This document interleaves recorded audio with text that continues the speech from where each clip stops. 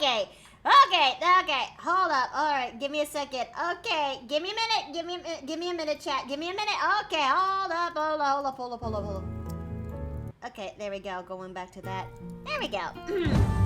How's it else? Okay, Golem. Stop, Golem. Thank you, Golem. Thank you right there. Wow, this is really what a way to start off a stream. Okay. How's it, everybody? Welcome back into the Paper Plane Inn. I'm Mikoto Nui, and thank you guys for coming by for today's art stream, if you will. Well, this is gonna be my one stream. Oh, Core! Thank you so much for the sub, Core. Aw, thank you so very much. I appreciate it. Well, that took a little bit of a while for it to load the sound, but what can you do? How's it, everybody? Welcome back into the Paper Plane Inn. I'm Mikoto Nui, and we are back here today to actually do, well, our only stream for this week. And as much as I really want to do more of this for the for the entirety of this week, I can't because I have to be putting it all in my all when it comes to studying, if you will. I mean, yes, there will be one day of this week where I'm going to be with Runia for discussing more Changing the Dreaming, but that's about it. Other than that, I know that things are going to be a little bit lacking for this week, and there's going to be no streams at all for next week. But I do hope that you guys understand, as your innkeeper will come back by early July, if you will. I really hope you guys do understand. Hello. Awesome. Hi, Dave. Okay, and so yeah, but how's everyone doing today? I hope you all actually had a good day at least. And welcome back, Cute Rarity and and Palo Knight. Okay, welcome back. I'm doing fine. How are you feeling? I'm doing okay too. I kind of made a bit of an oopsie earlier by being so distracted with my friends that I almost forgot about. Oh goodness. Alan, whoever you are, thank you so very much for the sub. Thank you. And Court! Okay, Court! Okay, thank you very much. I'm most likely gonna be using that for Diablo 2 Resurrected. Thank you! Hey. Thank you so much for the silver pieces. Oh, wow, we're gonna be eating good for the upcoming anniversary. Wait, what? Oh yeah, we do have a hype train that's going on. Oh goodness, oh wow. I'm actually okay with that. Oh, honey. Oh, okay, that's a thing. Well, that's a thing. Let's go. I guess we're starting off with a bang, I guess. So yeah, we have actually got started with this, and since today is our last for doing June Brides for this week, how about we do a little bit of a roll call, if you will? I mean, we started off June Brides by doing by starting off with Dione, who is lovely as a bride in pink and with some flower accents. Now we actually got to work when it comes to doing Aaliyah and Joe, who I actually do, if I really do say who I like so far, I think I like designing Aaliyah and Dione so far, but I have a feeling that this is going to change. Any of these three brides that you guys actually like so far, what I've designed for this month's June Brides? Well, I mean, my opinion's quite biased on this matter, but... Let's see, Steve is the hype train conductor. Okay, this is gonna be a thing, but I'm okay with this. I'm really okay with this. We're only 55% in, and there's only 3 minutes left until that hype train is over. So let's hope that we can actually get to work with this one. Let me say that remember not to let the nerves get to you. I know it's hard, but thank you. Thank you very much, KJ. Thank you. All right, and now that we've done 3 brides so far, how about we finally get to work on making our 2 last June brides of this month, if you will. And without further ado, how we actually start doing Nessa first? As most of you know, Nessa is my shepherd druid with a bit of conjuration wizard. I'm still... Oh, no, don't close that. Don't close that. Thank you. Which, most of you remember, she is this particular sweet bean, if you will. But now, without further ado, I think it's about time for us to get to work on her as a bride. As a very happy, lucky bride, if you will. Which she looks a bit more like this. Yeah, no, that's Mary. Okay, wrong one.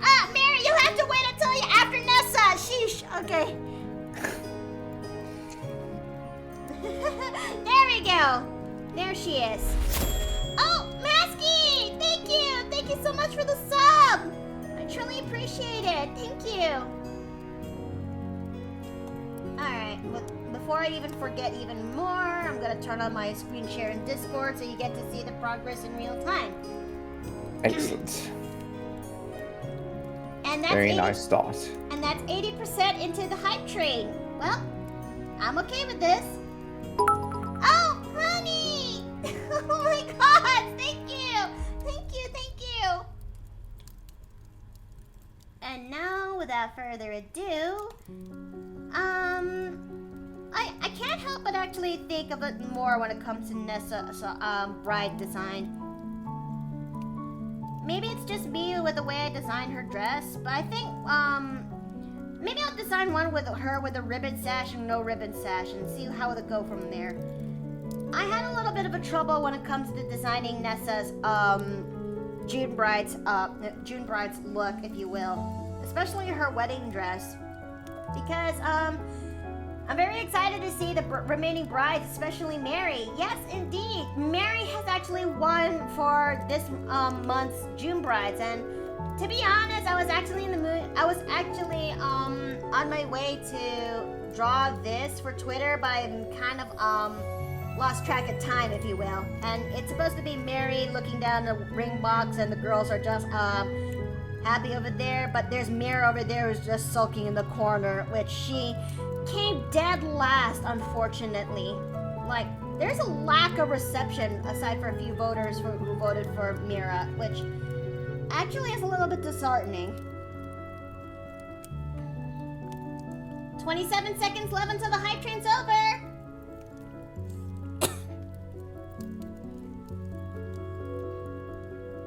It only started with level 1, but you know what? This is okay, you know? Mm-hmm.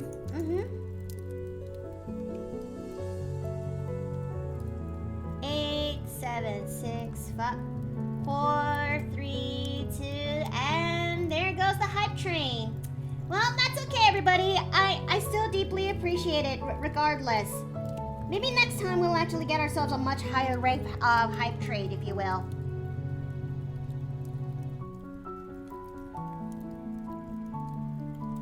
Welcome. Okay, but yes, Mara would definitely be into the list, but she's gotta have to wait until I'm finally done with decent progress when it comes to Nessa, if you will. I just voted my poll with my eyes covered. With my choice of the June brides is also what Mr. Dave said earlier. Oh, really? So, Aaliyah is actually one of your favorite designs for June brides? Good taste.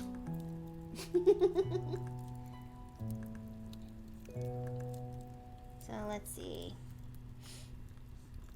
I'm gonna try designing her face first before we actually get to designing her body, and that way the face is gonna be placed in a separate layer away from the bodies. So in case of some, I did make an oopsie and the line art for the face got caught in the process.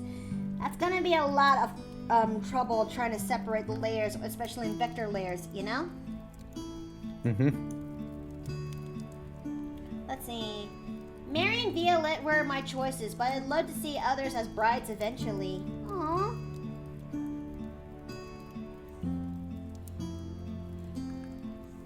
It's a shame that nobody gets to vote more than one, but what can you do?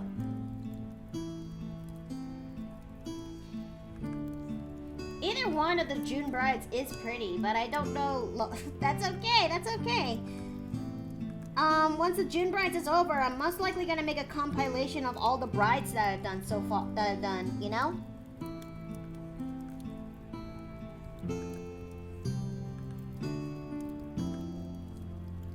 I've actually like how Nessa comes to get This one is a little bit tricky, but designing smiles where they actually reach up to the eyes, like they actually curled up a bit. That's something I always have a trouble with, but it does make her smile a little bit more unique in a sense, doesn't it?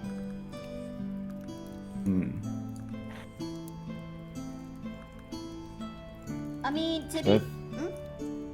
Sorry, I just wanted to say something in response to your earlier question. So, I'm doing alright. I am hopefully looking to get an actual potential offer for employment within the week, but we'll see how that goes. I hope so too. I really hope so too.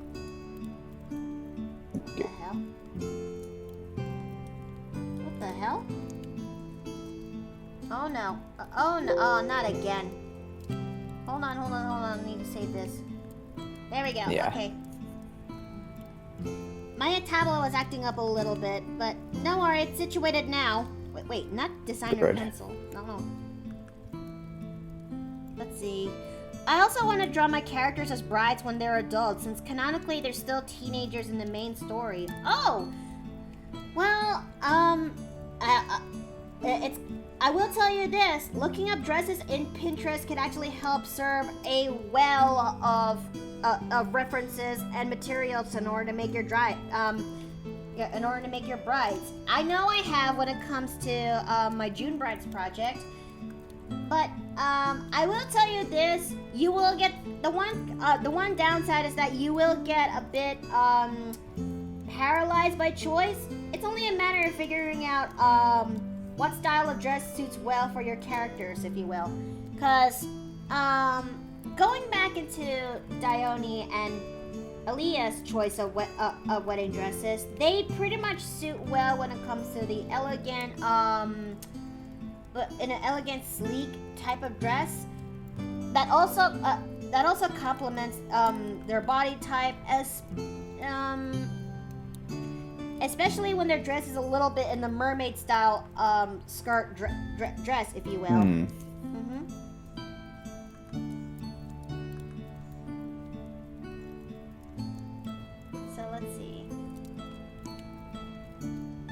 Same too. Oh, that's good. I'm not the only one who uses Pinterest when it comes to when it comes to references.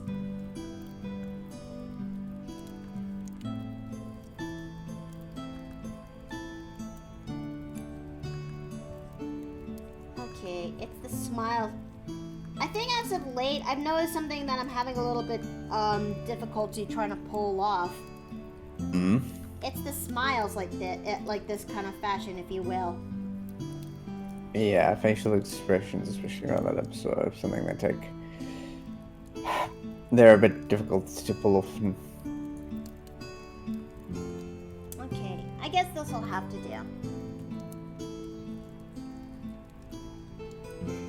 Although, part of me just can't help but think of something. Maybe as a no. I think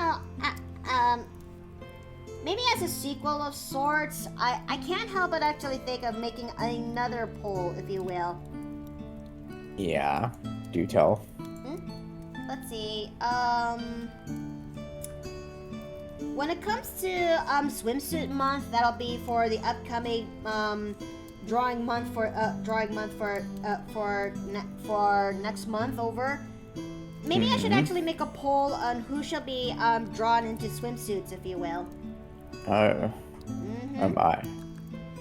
I'll start off with my main four, then the second batch of Date Me OC auctions, and then finally another batch of characters that I've drawn so far this year that chat has yet to actually see more content of, if you will.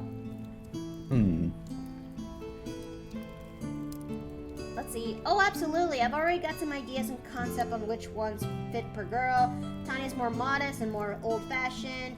Gum is more fairy tale and princess-like, and Michelle will be much more lace and roses and elegant. Oh, that's good. That's very good.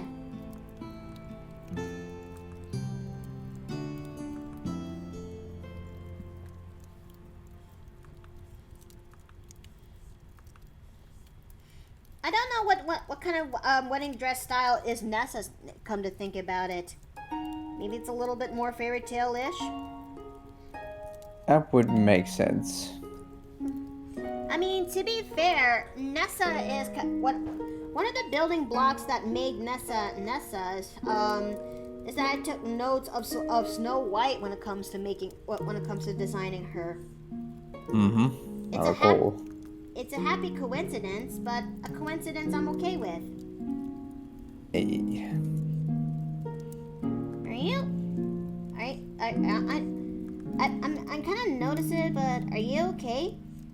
Sorry, I'm just a little bit tired. Had to go out and help my brother's fiance today, so I'm just a little bit exhausted. You know, But I'll be okay.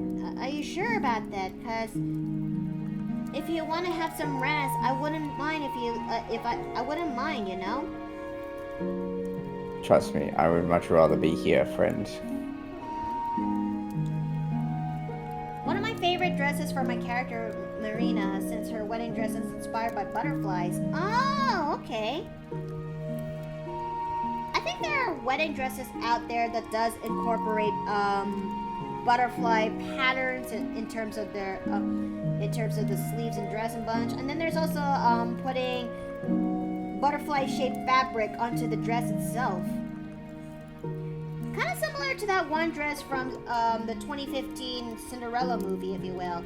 The only good Disney live-action movie, in my honest opinion. Because the rest is a bit of a hit and miss, and then there's, you know, no, I'm not going to open up a rabbit hole over there. I might as well just carry on where I go. Fair.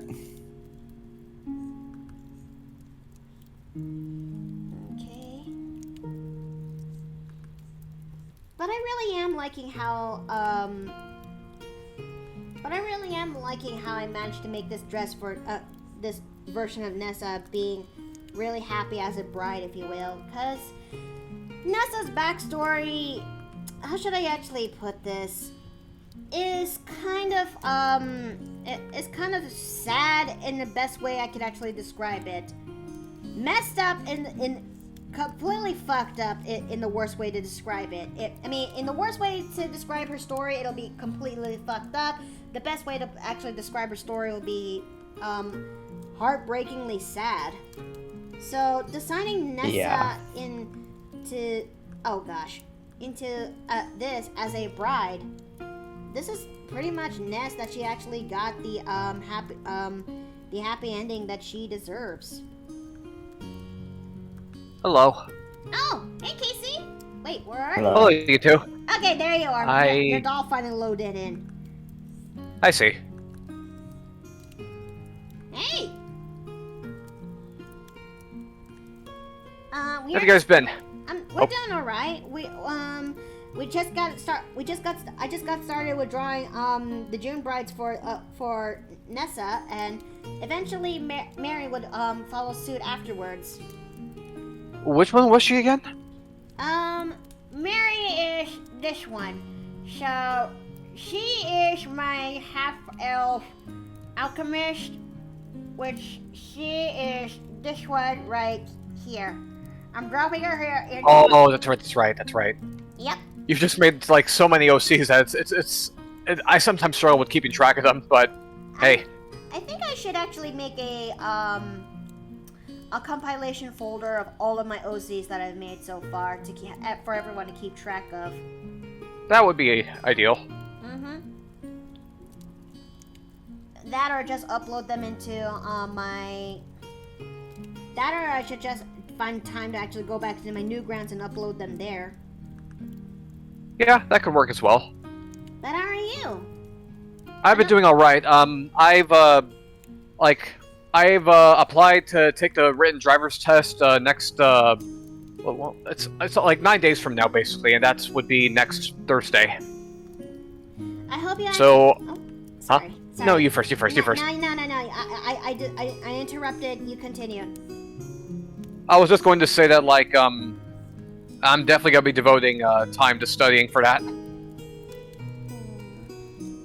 I seriously need to find time so I can actually learn how to drive. One thing at a time, right? Now you got another thing to focus studying on. Yeah. Exactly. You were saying, by the way? I was done. Fuck, I can't remember. Let me look. You, I think it started with, like, you said, it sounded like it started with an I hope sentence. Well, I hope you actually got to pass this. Yeah, I hope so too. It's, that's a pretty big handbook I'm gonna have to study, and yeah, it feels a bit daunting, but from what I've heard from some other friends, there's Quizlets for that thing, believe it or not, and 2, apparently mock tests exist for that thing online. So I am not surprised in the slightest. The learners' tests are fairly easy to find info on. yeah. As But they nonetheless, should I'm be. gonna study the best I can and do my best. Let's see. Mary is precious and needs to be protected. Yes, she does. I mean, maybe it's because of how the turn of events in Mary's story for the Spelljammer campaign. I actually like her development there. Although it does make me wonder how's the rest of her story going to be played out, since a good chunk of her story is pretty much, well, up and done. I don't know what's the right way to actually describe it. I do have my driver's license, but I haven't drove in years. I have anxiety with driving and panic behind the wheel. I can't say I blame you at all, Masky. My mother was like that too back when she was trying to learn how to drive as well. If I may throw my hat in the ring for this one, like, I can definitely understand that too, because, like, I think one of my biggest fears with learning how to drive is potentially damaging the car or getting into an accident. But then I've been told by, like, a friend who knows how to drive and then another person who's looking into this about how it does, like, these things can, like, get better with time the more you do it. So that's one thing I'm definitely going to keep in mind once I start learning in earnest. It's a mixed bag, really. A lot of it comes down to fear of other people's actions more than anything else. I agree. Hello, reviewer! Oh, one of these days I am going to get back to you or where another. Oh, shit. Okay, hold on. Okay, there we go. Oh, As for something I that... do have an idea how to get back to you, but reviewer. That's something for me. That's for me to know and you to find out.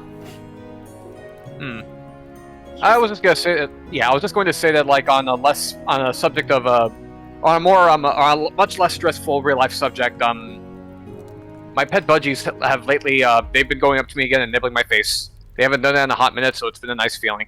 Aww. It's because, like, I think about a couple of weeks ago, we took them for, it was like, 3 or 4 weeks ago, we took them for grooming to get their wings clipped, but then it seemed like after that, like, they seemed pretty moody after the fact, and I was worried that, like, taking them there probably damaged my trust. And it was only yesterday they started doing their usual antics again. And yeah, it was really nice. I was worried that, like, it would take a long while for it to come back, because I've heard that, like, if you damage trust with a bird, it can be difficult to rebuild that trust, but apparently this one seems a bit more on the no harm, no foul side of things. Huh. Because even before today... Oh, you first. Sorry, I was gonna say that I didn't know that's a thing. Yep. Yeah, taking care of a pet bird also is a matter of building trust if you want the bird to interact with you. And some bird stores that are run by breeders can also, like, do some of that work for you. And when you're buying the bird, because they're raised on, like, a human interaction. So with the budgies that I got last year, it's easier. It's basically easier than if you were to buy a budgie from, like, say, PetSmart or any other big name pet store, where they probably don't do that thing at all. Okay, let me look at chat real quick. I am terrified. You should be. You fucked around, now you're gonna find out. I freak out when people drive behind me, and also I accidentally back up into a ditch, and it freaked me out, and I haven't recovered from the trauma. Oh, Masky, I'm sorry to hear that. That could explain why you're anxious about driving again. And honestly, I cannot blame you. Bearwolf, thank you for the sub, thank you. I am physically incapable of keeping focus, and I panic bad behind the wheel. I'm convinced I'm too much of a danger to myself and others on the road in the driver's seat, so I haven't learned how to drive. Oh, you know what? Fair enough, Cal. I can't say I blame you at all either. I guess that it kind of goes down to some people can be brave enough to learn how to drive, and then there's some that don't, you know? And There's some very real anxieties associated with driving. Definitely. And honestly, maybe we should, if only we can actually, if only there are more people like us that could respect that a little bit more. I mean, I definitely don't blame what these people are saying for not driving, because those definitely all sound understandable. Mm-hmm.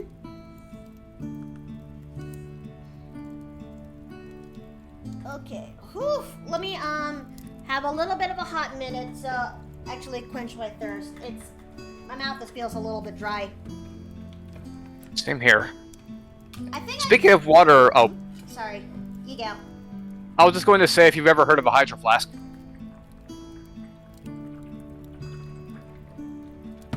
Nope. They're a type of canteen.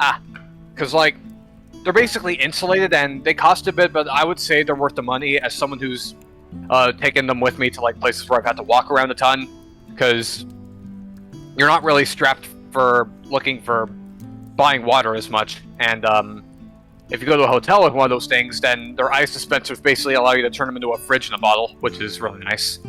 Well, I'm happy with my flask with my 2-quart flask that I got from SeaWorld, and it's really helped, and it really does help me a lot when it comes to streaming days like this. Alright. Cause see, I have this one tumbler flask that I got from D&T website shop. I mean, D&T, when they're actually making their advertisement back in Kauai-Con when Steve and I are still living there, and it helps make my tea, but it doesn't. But it can only hold like so much. It can only hold like 2 cups worth of water inside of it. So when I got this 2-quart canteen that's in SeaWorld, this thing helps make things last when it comes to my streams, you know? Especially when I have streams that'll last up about 3 to 4 hours, if you will. All right. Let's see. We all have to drive. Helps us get anywhere. Otherwise, you'd rather ride on a horse. I would actually love to ride on a horse. I mean, again. there is such a thing as public transportation, and I know in some parts of the world that's not viable, but I'm just saying. It's kind of cumbersome, and like, from having that's seen not what firsthand- I'm talking about. I'm talking about much more severe problems than that. Like not being safe. Yeah, like, I can definitely understand that, like, or wait, unsafe how? Because I was going to recount some stories from when, like, when I went to New York for a vacation last summer, I definitely picked up on some things about the public transport there, even if it is very robust, but go ahead, Dave. Let me put it to you this way. I would never take a bus in South Africa, and I have personally seen at least one attempted robbery on public rail transport on South African trains. Oh, God.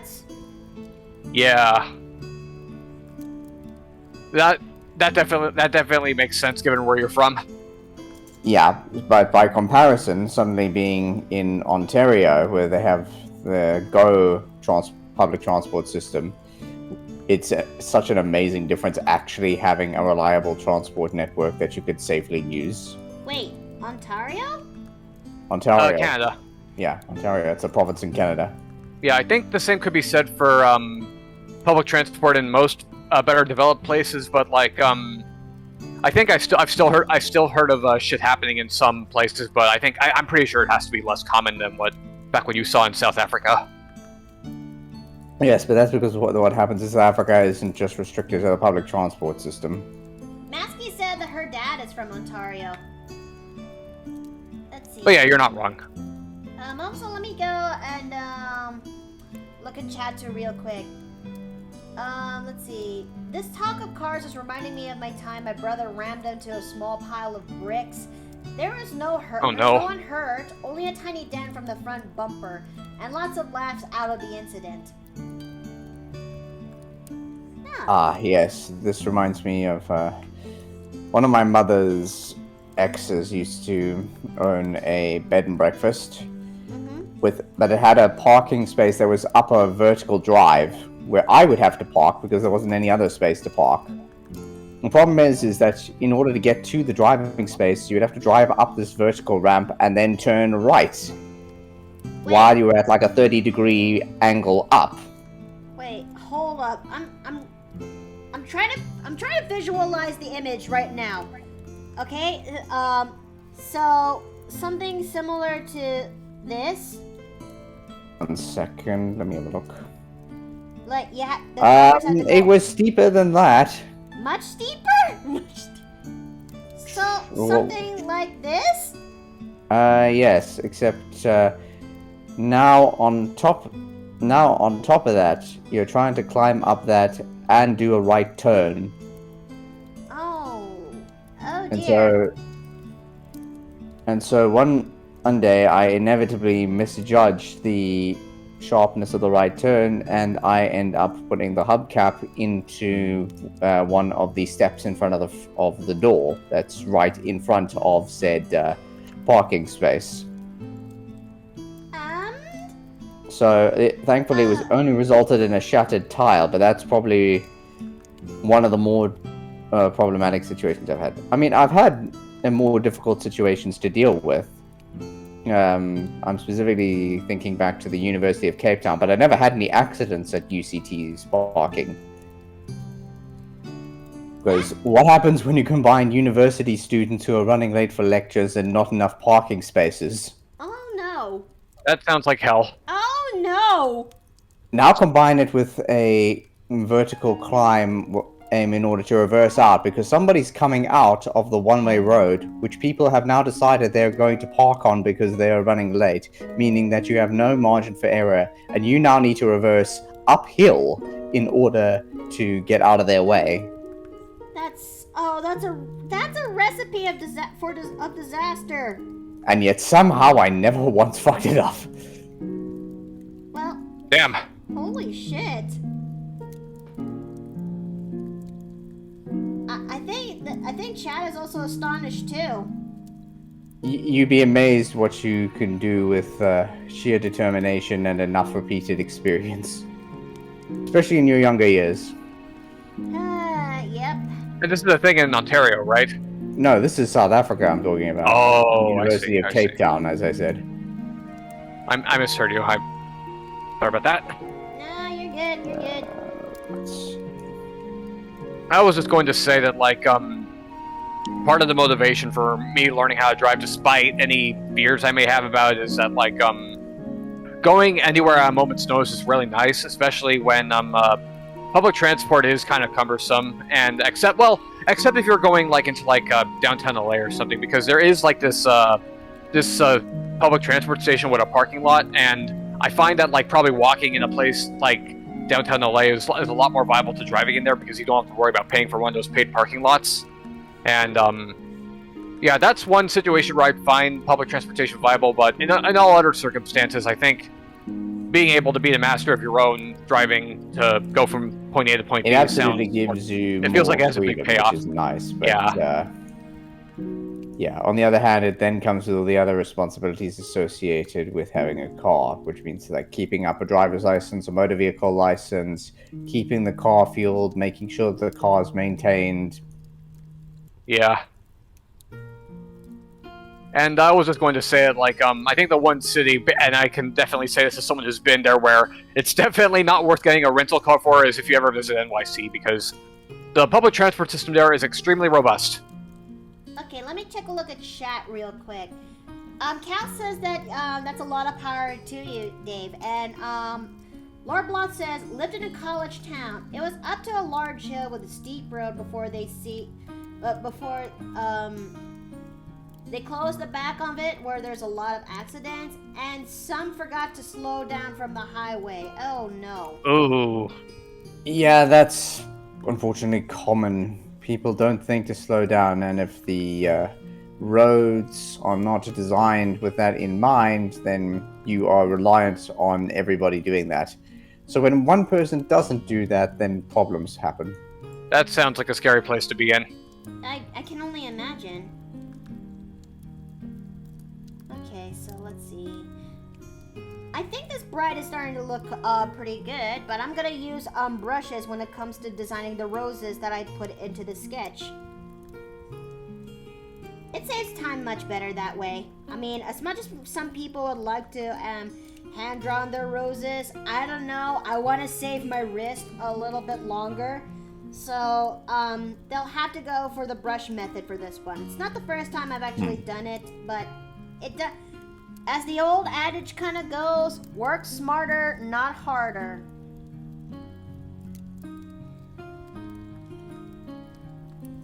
But I am actually liking how this is coming together, because I said this before, but yeah, this is me designing Nessa in her happiest, that to a point that she actually has her mother's smile, if you will. Mm-hmm. That's nice. And yeah, as with the other ones, this is coming along nicely.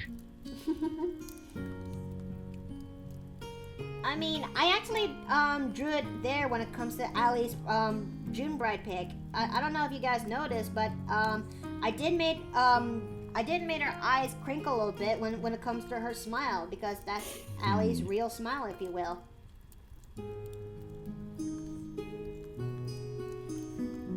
Oh, I made a save and layer check redeem. I'm not sure if you noticed. I noticed, and I thank you so much for it. I should have actually said that out loud, though. Yeah, because that's how you interact. That's how you interact with that sort of thing. Mm-hmm. Let's see. One thing I remember my driving instructor said that you should follow the laws of the road, but that doesn't mean anyone else is going to pay attention to the other drivers. Yeah, that. Unfortunately. Yeah, it kind of makes you wonder how said people even got their licenses to begin with. No comment. No comment. Okay, so. Or I mean, I was referring to bad drivers. Did that come out wrong? No, it didn't. I'm just thinking of, I know exactly how bad drivers get their license. Yeah, and this is coming from somebody too who also had witnessed a few fair share number of bad drivers too. So yeah. Mm-hmm. I'm just kind of reminded of this one clip from the Fairly Odd Parents, where God, how do I explain this? Have you two ever seen that show? I have up to a certain point. There was this one episode called No. I understand that like people probably stopped watching after Poof, and I don't blame them because I remember hearing that the show got worse from there. But this isn't about that though, because I remember that there's this one joke from this one episode called "No Substitute for Crazy," and I don't know how to explain the context in a brisk manner, but there's this one joke where Crocker is a crossing guard for the point of the episode, and one point a car nearly grazes him basically, and his response afterwards is you call that a lane change? F. Oh. And as a kid, I think as a kid, for me, what stood out to me was that like he was still acting as a teacher even outside of being one, but as an adult, it's just relatable with how it's a freaking jab at bad drivers. It's kind of funny as an adult the same way the freaking Al driving all the way to work on a Saturday is in Toy Story 2. G-Rarity Clown says Poof is best fairy though. Well, I can't say I actually blame you because Poof is a cute baby, but the other... I agree, yeah. It just said like that was what some fans considered a beginning of how things kind of went downhill for our Fairly Odd Parents. Pretty much. Like, Poof was, like, oh, it seemed okay, but then, like, I think it was when Sparky and then Chloe got introduced that things went to absolute shit. Oh, unfortunately. Yeah. One of those things of a show that lived past, or a plot that lived past its lifetime because the show needed to keep making episodes. Yeah. You either die a hero or, you know how the saying goes. Yep. Well, that's not quite how that works in this situation, but I get what you mean. I think that in this case it's seasonal rot. Yeah, I think seasonal rot is what actually pretty much killed most of the hype for Fairly Odd Parents. It used to be so well done, but up to a certain point, it wasn't, you know?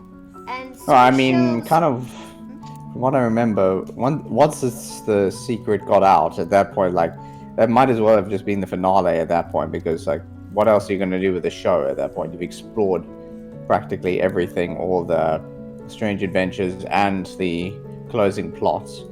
You know, it's like trying to carry on a D&D campaign after the big end of the world event has been thwarted and or has happened. Some people's lives or some people's campaigns still carry on. I mean, in Dione's case, her story may be over but that doesn't mean it's the end it's completely the end. But no, granted, my point is that you can't like try and have the same cast keep doing the same thing. Like, look at the difference between what happens between part 3 and 4 of JoJo's. You see part 3 characters in part 4, but they aren't the main focus, and it's not their story per se, even if they are involved in it. Yeah, that's what I was trying to say too. Like, Dione's story may be over, but she's not exactly completely gone. She's just not the main focus, especially when it comes to the story regarding to her kids. Especially like Melante, for an example. Like, Melante and Safflin's, their stories is a little bit similar, and they can be interchangeable depending on who I want to play, who I'm in the mood to play with. In Melante's case, when she was a child, everything was all fine and dandy until one day, a cult had somehow figured out a way to actually kidnap one of the kids, and Melante is one of the, and Melante unfortunately was stolen from home, and while she managed to escape from impending slavery, she was actually taken in by a traveling troupe that actually took care of her for years until she finally realized that her family she thought is gone from the said fire, because on their way out, the said cultists and kidnappers decided to slow down. In order to slow down Vale and Kogan chasing after them, they set the forest on fire. And when she found out that they're not dead, but actually alive, she decided to leave the troop after the years they took care of her, and just to see if they're just to head back home. In Safflin's case, on the other hand, after the trauma of seeing her sister being kidnapped and her village rendered into a blaze, well, she decided to dedicate her time to actually get stronger, so that way she could actually protect her siblings. And over time, she did, eventually becoming one of the Stonebark Village's greatest practitioners, health practitioners.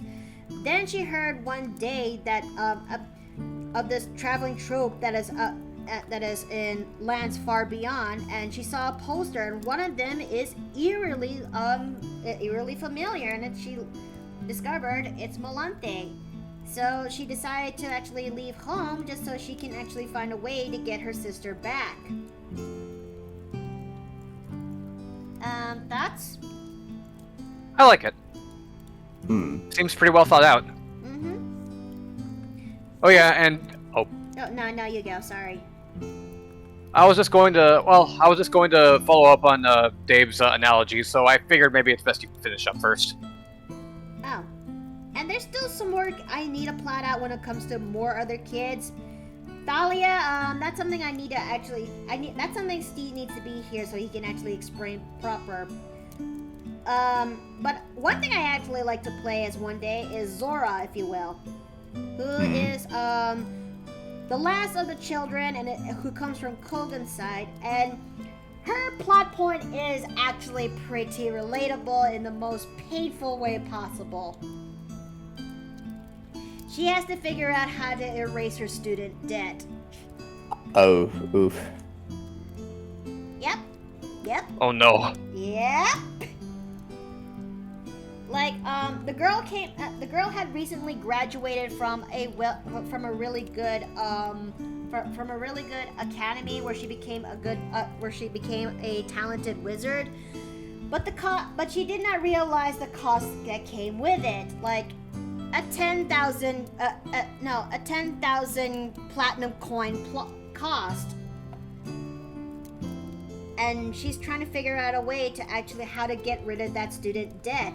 Little did she know, she was actually little did she know that this debt was made by a very racist teacher who really is not very too keenly on lesser degree races in his eyes. More specifically, half-orcs. And she is one, if you will. You can only imagine the level of fury the family would have to go through if they learned that. Yep.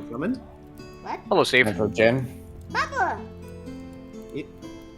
I'm discussing when it comes to I have been discussing when it comes to the kids and their plot lines after Dione's story is over. And I also talked I talked about them when it comes to Melante and also a bit of Saflin. I briefly touched upon Thalia, but that's something I know you'll speak in further detail. But Zora, on the other hand, scale of 1 to 10, how relatably painful do you find this? You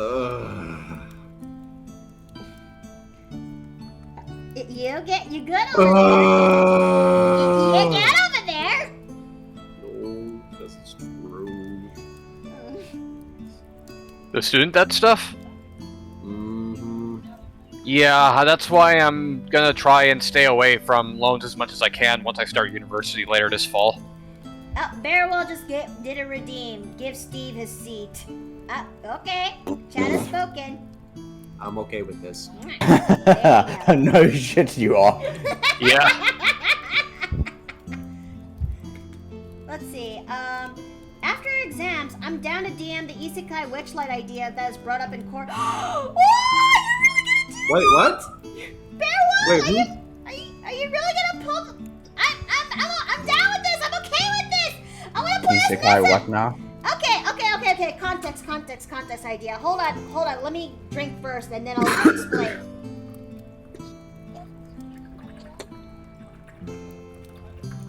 What I was going to say is, ironically, the student debt thing is something that I'm not actually all that I find all that relatable, but that's unfortunately just because I'm in a more privileged position, which I'm aware of, and it's a bit difficult to not consider that for me. Okay, context what Bearwald said. Once upon a time, I had actually brought up this idea that I have been craving on designing a character who is much more into the isekai approach. Not in the type where people see nowadays where character A is dead and they are magically transported into a new world as their new life. And I was like, no, forget this type of isekai trope. Fuck that. I decided to go for something much more older. Like, character literally transported into the new world and had to figure out what to go from there. And this is the type of trope that I'm actually familiar with in certain shows like Fushigi Yugi, Magical Knight Ray Earth, Haruka Naru, and whatnot. And I was actually craving and doing something like that, like for D&D, if you will. And Bearwald has, and alongside with my DM Savage, that is responsible for doing that is responsible for doing my Spelljammer and recently my Ravenloft game. They raised this type of idea that is with the module that is Feywild and Witchlight. I think that's the name of it. I might forget this, where they can actually encounter the circus that is going on there, and then they get transported into the literal Feywild as their own type of isekai. Because the Witchlight circus that came from the book can be found literally anywhere. So why not have it taking place in the modern world, and then suddenly have people be sucked into the Feywild that the book provided? And I thought that maybe and I also said that I also wouldn't mind playing as Nessa, because she also has a modern day modern day outfit that I've designed for her. In fact, I'm gonna bring this up real quick, which is this one right here. And it'll be like this Feywild circus actually helps provide the key of who Nessa's true origins is at, All right. So let's see. I'm down to DM, but I'm still learning, fighting stage fright. No, that's okay, Bearwall, that's okay. And Digimon too, if you don't know Miki's references. Oh, sorry! Digimon is also another type of isekai. I'm sorry! I'm really sorry! I am! I'm so sorry! Oh gosh! Woo, okay. I thought that putting my character through such crap, if they would end up restraining orders for the backstories I've given them. I mean, that's the beauty when it comes to backstories. You could either make it simple, or you could either make it a little bit complex. But the thing about backstories is that it shapes who they are as the person you design, and how they have to combat how they have to combat their flaws that help shape them. I mean, backstories are a blueprint of what makes the character, and it's up to it's up to you and sometimes the DM and how you shape their character's arc into where they are then and to how they are now. I don't know, I'm just reaching. You do that Witchlight, I would like to partake. Are you saying that because you want to play as Dante? Well, maybe Dante or maybe someone else. I mean, I am actually really excited about this. I truly do, because I want to be completely honest. I would love to play as Nessa again, but I haven't really done so ever since the Monster Hunter game has been shelved, Oh, and thanks for the headband, Bearwall. Thank you. But yeah, ever since the Monster Hunter game has been shelved since last year, I have been craving badly when it comes to another game, if you will. And yeah, understandable. And Yep. and trust me, I want to give Nessa the story that she deserves. I'm just frustrated. Part of me is hoping that since Mia has in fact graduated from school. I know. Yep. Congratulations. Graduated from what now? Mia is essentially graduated from culinary school. Oh, nice. So hopefully they'll have the time to pick things back up in at least one of the games. Don't know which one. But with that in mind,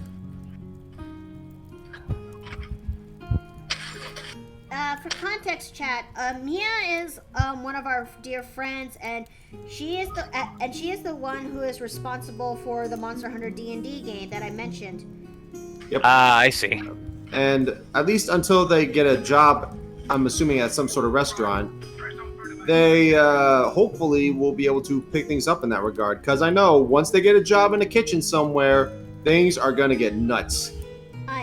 Yeah, I can only imagine. I mean, the culinary world is great in expanding your craft, but it's a very cutthroat world if you don't know what you're doing. It's As in competitive? it's also constantly busy. You have unusual hours, like you don't have a traditional 9 to 5 per se. You are going to be working hard constantly. It's not to say it's necessarily a negative profession, but it is hard work. So it's also like competitive too, is that right? Yep. Oh Well, man. in this part, well, in your part of the world, it's always competitive inherently. So, as I found out when I first came to this continent. What's going on over there? Oof. That sounds like Dark Tide. Yep, that is. I checked Steve's Discord activity, and that's how I know. Ah, I've heard enough of it that I can actually recognize the accent of the guardsman at this point. Sorry. so yeah, deity time. Hit me up when you want to try setting this up, and see you later. Okay, Bearwold, I will. Yeah, let me I turn will down let the you volume a know little bit. that I will let you know that Nessa's backstory is a little bit Dark? it can get dark in certain areas, and we're talking about almost a 3-page, if not almost 4-page long backstory, if you will. So I'm trying to figure out how to work that around when it comes to a normal isekai setting, if you will.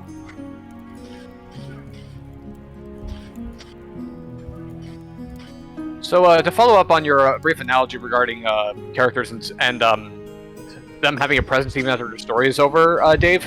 Like I know that you used JoJo's as your analogy, and I kind of just want to throw my hat in the ring that like I think I kind of do like favor Jotaro when he has like more of a mentor kind of archetype, starting with part 4. And the point is that he isn't the main character in that. I know, but I just found that part that they established with part 4 onward like kind of interesting. Well, I guess we mainly see it in part 4 because he's like he's the one like how do I say what I'm trying to say without spoiling the part?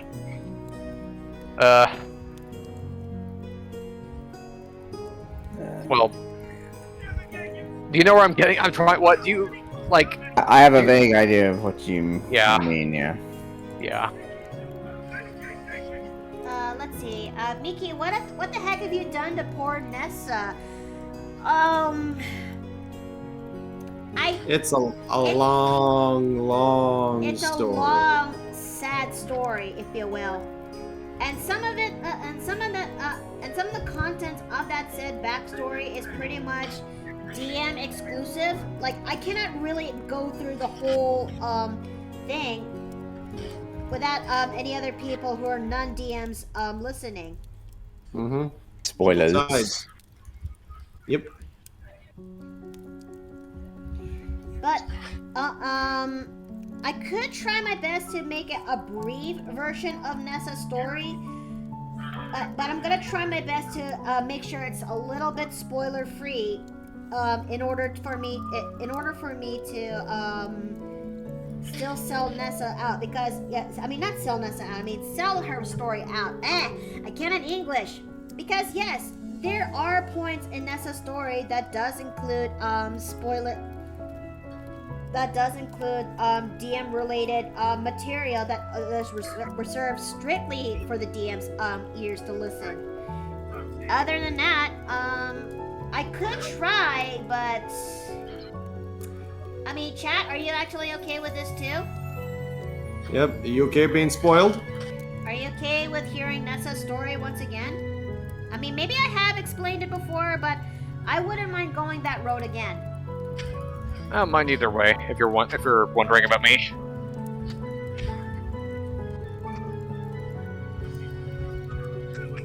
Okay, so I'm just waiting for chat to respond. Okay, Cute Rarity says, "Go ahead. I don't mind, and go ahead." Okay, that's one. So that's okay. So where do I begin?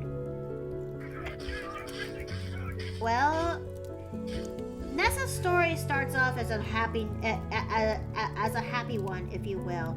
Being born and raised by two parents who actually loved each other very much, and being raised in an environment where she could actually see the animals alongside with her brother. Her backstory in her early childhood days, it is a happy one. that was until things weren't by the time she was 16. After her brother and her father got into a heated argument, her brother ended up running away from home, and this caused the parents devastation about this. Her mother tries to be happy, but she can be found crying when no one's looking. Her father became quiet and sometimes very distant. And this actually left Nessa in a lonely spot, if you will. Then one day she decided to go and try to study and become a proper adventurer, just like her parents were in the day. When she almost got attacked, if you will, by a beast in the woods, but she was fortunately saved by a beautiful noblewoman who actually became Nessa's first love. And for a time, she was happy again. Until one day when she was just ready to express her feelings to her, that said noblewoman left the day prior, and Nessa waited for a few days only to learn that, well, she's not coming back. Then Nessa eventually became an adventurer, but due to the lack of experience, as well as these people are just goddamn awful, they actually squabble amongst each other, and they also blame Nessa too amongst it. Like, she's not even trying her best to be good enough. Eventually she was abandoned by these said people. Like, they can actually find someone else who could do a far better job than she could try to pull off. And in this depressing state, that is where Nessa eventually met someone, and that someone is another woman who took an interest in Nessa's sad state, and she calls herself Dolores. This woman eventually became Nessa's second love, but things are started to go downhill when Nessa when Nessa has to follow Dolores to a guild that is far away, which is very far away from home, and had to do certain mission orders that left Nessa more questions than answers. It also doesn't help that there's something off in the air, if you will, like a sickeningly sweet smell. And even so, Dolores still couldn't provide the answers that she's asking for. Then one day, Nessa learned the true colors of Dolores alongside of this guild, and suffered 2 years of hell under their rule. Then one day, a guard took pity on her and finally got to release her from her prison. And Nessa had to endure a horrific night of trying to flee for her life, all the way, and all the while Dolores sent out her beloved pet to actually go chase after her. Then she was eventually found and rescued by 7 gnomes who were actually doing a field research. On the woods that they found her, and they managed to take her back home into where her family belonged to. Although she was saved, she's not the same. Her time when it comes to Dolores and that guild left her more scars that no one should ever go through. And then, just when she finally got the tools to actually survive and have a better life, the word of the guild actually reaches towards Nessa's village, and she was actually left with a choice: just stay ignorant and recover even more, or finally take that step of courage and venture out into the world to stop them. Nessa chose the other option.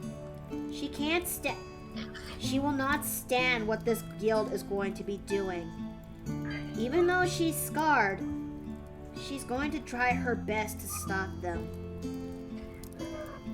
And that's Nessa's story, if you will. The spoiler-free version, if I would say. There are so many Sounds things like that- she's... Oh, you finish. There are things that I still, there are things I do left out because some of the material that I'm gonna place there is meant for the DM's ears only, you know? And I hope you guys are actually fine with this. That's fine. I can understand wanting to keep some things a surprise, because, like, there was something I coincidentally was thinking of a backstory for, I guess without saying what it is, just to not confuse people, but, like, and yet, there are some things that I'd rather, like, obviously there's things I want to share with people in case to get input on it, and then there's probably some things I think I have a good enough grip on that I think I can keep it a surprise. Oh, crap baskets. So, yeah, I understand your rationale here, is what I'm trying to say. Yeah, chat, I am so sorry you got to hear all this, but, well, I'm sorry. I'm really sorry that let me give the bean a hug. Oh, God. Yeah. I was just going to say that she definitely sounds like she's been through a lot. Oh, yeah. She truly has. So, me designing this as her wedding day, this pretty much is me giving her the bone that she deserves, you know? Because I won't lie. Designing Nessa in her early days, of course it was met with hardship too. Like, when I first made Nessa, it's for the this RP event server that my ex-friend Alabaster hold back in the day, and yes, I may have arrived in the scene late, but I actually did take a liking to one of Alabaster's characters, and after a cute interaction with them, I was actually on sold for the idea of Nessa being shipped up with this character of his. Until the RP event is over, where until the RP event happened, where the girls had to go. The participants of the talent show has to reveal their talent, reveal their face to the crowd because it's a masquerade ball all the time, and whoever did perform well gets to dance with the queen of their choice. And I thought I did well, but it wasn't really enough. And in the end, Alabaster chose his wife's character, who was also participating at the time. Yeah. I just also wanted to add that, like, the thing about how scarred but still being willing to stop the people who hurt her, that definitely sounds like an inspirational note. Yeah. I mean, some people will still do the right thing, even though they were badly hurt by those who did that to them, you know? Yeah. Let's see. Weapons at the ready, men and women. We got a way to protect. Funny enough, I'm actually fighting a horde. Well, but yeah, this is me drawing Nessa at her happiest, because the poor girl, she deserves having the bone thrown at her after what she endured, you know? Mm-hmm. And I really want to make, and hence why I was really insistent on playing Nessa lately, because I do want to give her the backstory, I do want to give her the happy ending that she deserved. So, imagine how heartbroken I was when, I know it's for a greater good, but it has been almost over a year since the game has been shelved, and I'm starting to lose some semblance of hope. I've had my hopes up for another game I was a part of long time ago, and I don't want to go through that again. Hmm. Does that sound weird? No. No, not at all. Not at all. Okay, so yeah, I hope that this is enough for you guys to help you understand. Okay, and I know I designed Nessa when it comes to flowers on her person, and I know just how to do that. What is that? What's that muffling? What muffling? Sounds like a microphone either being knocked or blown. That's Sounds like it that's was my Steve fan on just- my yeah. laptop. Ah, Let's see. It's the only thing keeping my computer alive right now. I almost forgot about the Wreck-It Ralph series. That's a thing? Wait, like I think there's only been series two or movies, like an yeah. actual like cartoon series.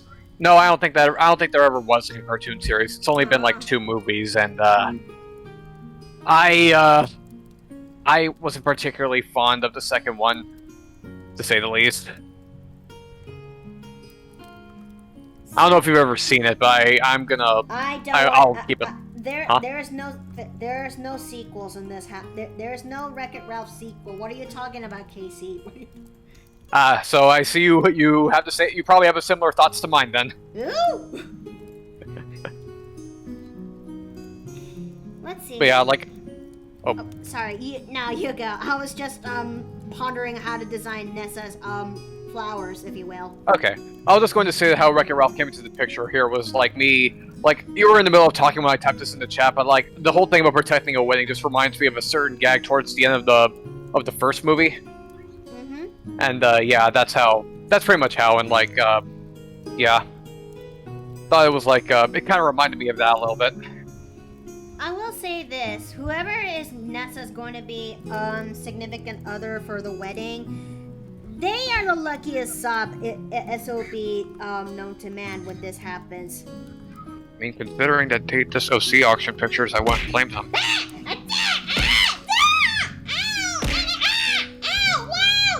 What the hell? Pillows. Right as I. Okay. Let's see. Ow. Okay, what I was trying to say is, man, I thought I think an awful for what I did to my back characters is, was madly in love and finding them yeah, I mean, I did warn y'all that this backstory of hers is pretty messed up. I did warn you all. I did actually warn y'all.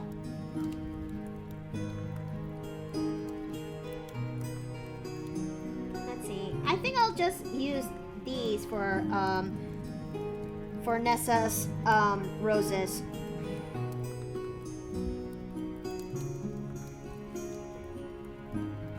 No, that's too small. I'm gonna go for the same. I'm gonna go for this vibe that Nessa wears a cream dress to complement the blue flowers that are gonna be implemented onto her dress. Ah!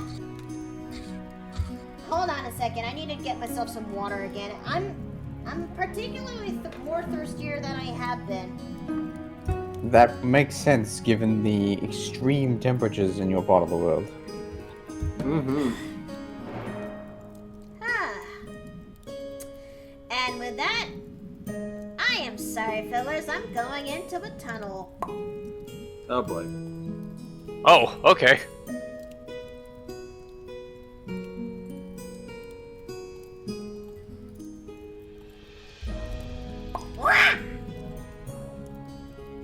Hello, House Gremlin. Hello, Gremlin. it's your turn. Yes. It's quiet. Why are you floating?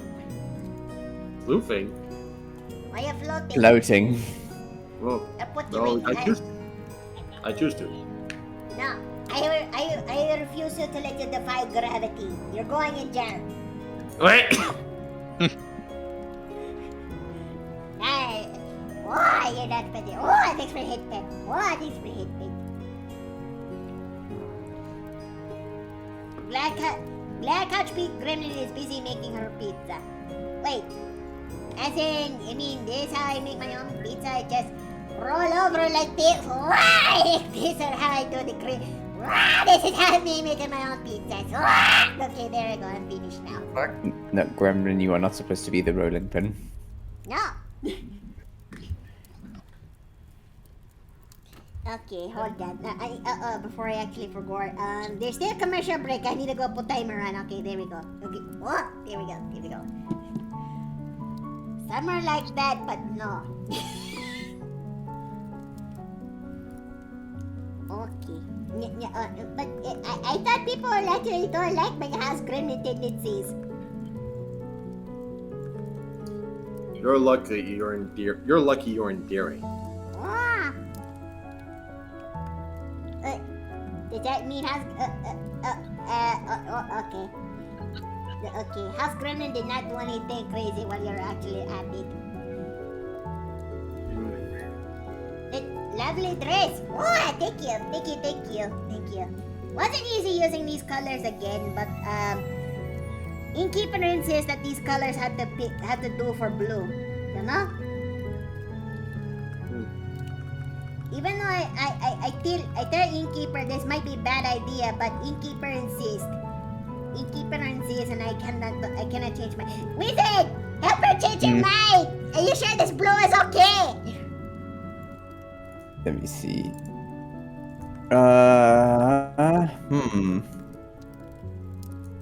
I don't see anything wrong with this particular shade of blue. Are you suggesting it should be something else, Gremlin?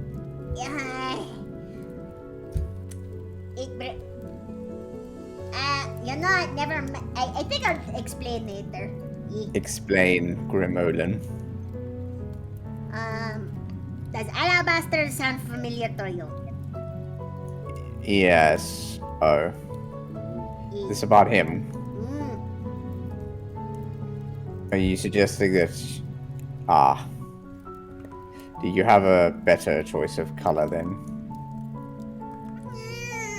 No, I mean... You know, fair enough. If you want like a darker shade of navy blue, then maybe you can use that instead. So the gremlin is capable of drawing. Yes. Huh. Very much so. Sounds like you studied each other's styles, or you probably picked up on the innkeeper's style. Innkeeper bunker head to me. I absorb most of her knowledge. I don't know what they're talking about. All right. Let's see. Deep navy will pop a lot more. Okay. Let me go and just darken the color a little bit more, like this. Is this much better, more? Let me see. I mean, I like it.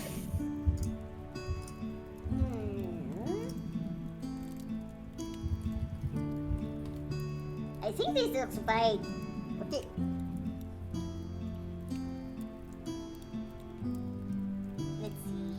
I think this looks kind of fine, but I also like it when it's brighter. I cannot eat. I cannot even.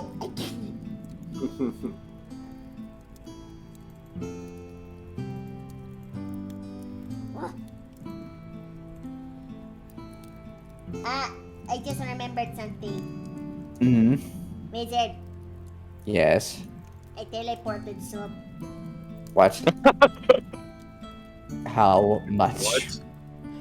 I done nothing but teleport soup for 3 days. How much? And where have you been sending all that? No. Okay, fine. The timer is over. Fine, I'm going things back to normal. Not until you answer the question. Where did you teleport the soup?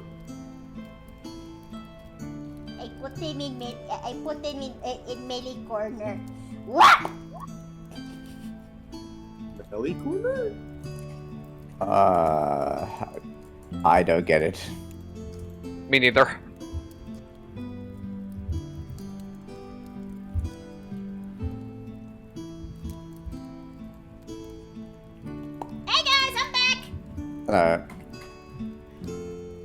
What did I miss since the house gremlin has been doing her thing? She's been teleporting soap. Soup? Soup. Or soup? Where? Melly corner, apparently. Yeah, she called it the Melly Corner, whatever the hell that means. Melly corner. Melly corner. What does she mean? Oh god, no. Oh, fuck! Don't tell me she sent it to Melissa's corner! Oh, Lord. Oh, I see. Oh no! Oh god, no! Okay, there's something. I need to go check into the house later. Oh no! Oh no! No. Melissa as a tiefling Melissa, you know? Melissa Belladonna, not Melissa! Oh god, she said soup to Melissa! She said Well, guess that's something to let her know if you guys rate her at the end of the stream. Provided she's online. I can't. She's in Japan. Ah. Oh. How the fuck did the gremlin get to Japan? Ah, no. Oh, Portable no. holes, maybe? Oh, no. Oh, no. Oh, no. Oh, no. Melissa got it. Oh, no. That's terrifying to imagine. Oh, Lord. Well, at least our kids are going to be happy. Oh, no. No, honey, do you remember what she did to the soup last time? She teleported it. Why? Honey, that's not what else she did.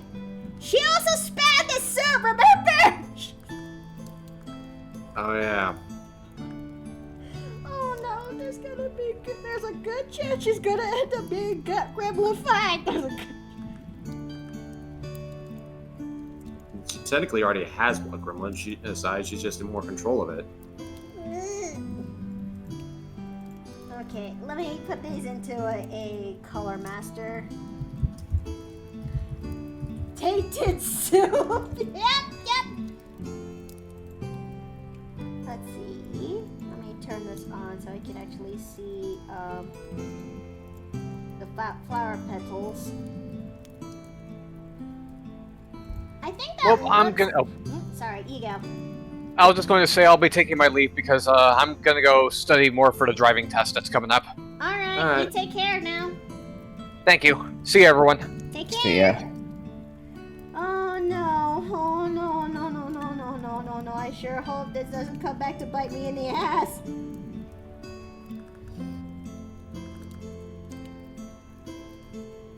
Oh, jeez. Okay. Why did you have decided to put a pot and not know if she would teleport it? I don't know! The gremlin is weird! She has a way of making things, impossible possible, and I don't know how to control her!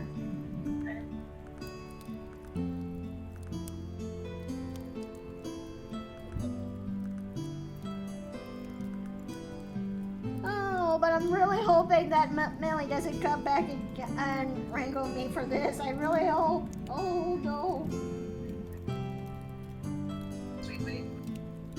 Okay, I just need to go and do this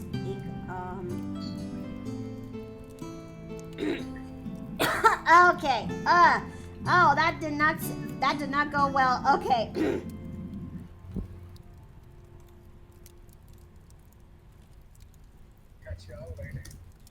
Oh, gods, no. Oh, no.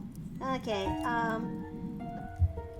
maybe while I'm at it, I'm also gonna continue doing this,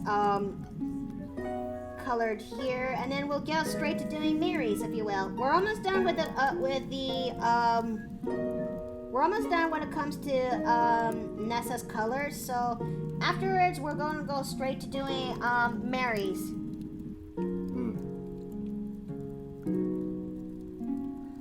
Wait a minute. Okay, I noticed there's something wrong. And...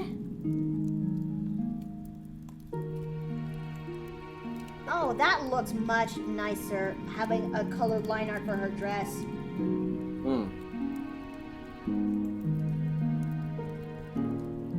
Just warn Melissa about the soup when she gets back from her vacation. I'm sure she'll understand. Oh, no. Oh, no.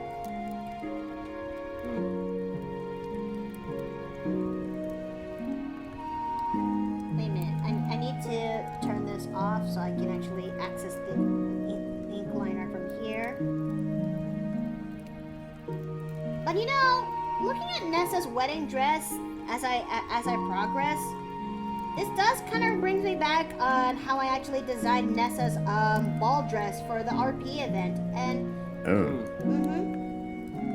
because let me actually bring this up to context, if you will, chat. Once upon a time, I have designed Nessa for the roleplay event, which I eventually updated a bit more to something akin to this. Where is it? Where is Nessa's dress? I know you're here. Oh, wait, it's not. Maybe it's somewhere in the, oh, no. Oh, okay, I know it's here. Give me a moment, chat. Let me go and open this up real fast, okay? Okay, so maybe it's in whips. Yes, it's in here. Okay, it's here.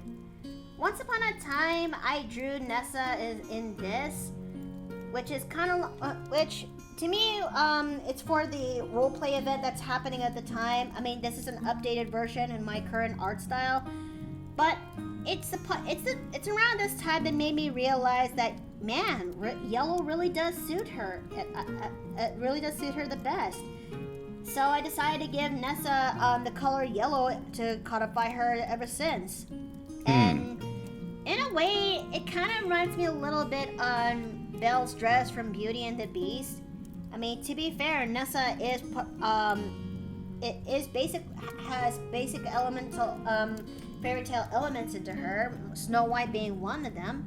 And now here we are trying to draw Ness into her wedding dress, which mirrors a little bit to her iconic yellow ball dress, but now much more into flourishes of a bit of a union between yellow and blue, if you will. Does that make sense or something? It does.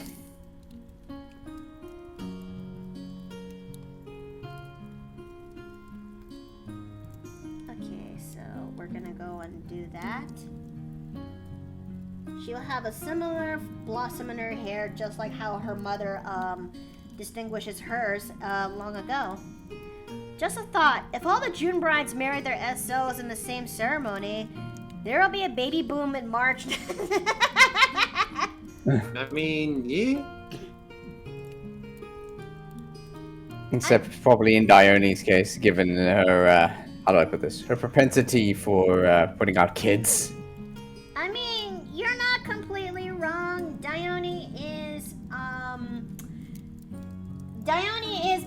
is a mother of 8 children, and I kind of designed that as and I designed her in that when she was ready to marry both of her husbands, if you will.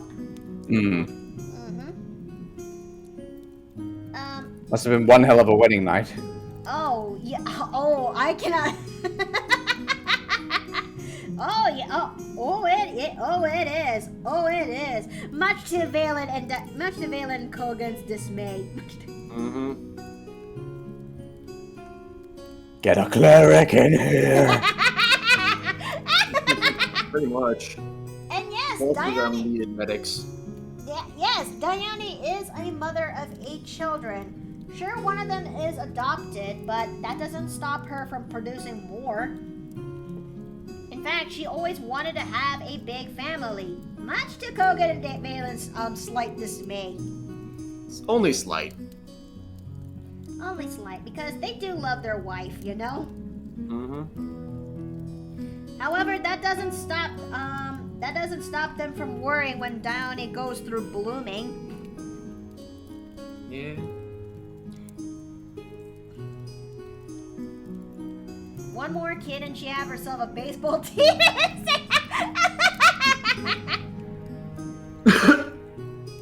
I mean, Yes? you're entirely wrong. No, not at all.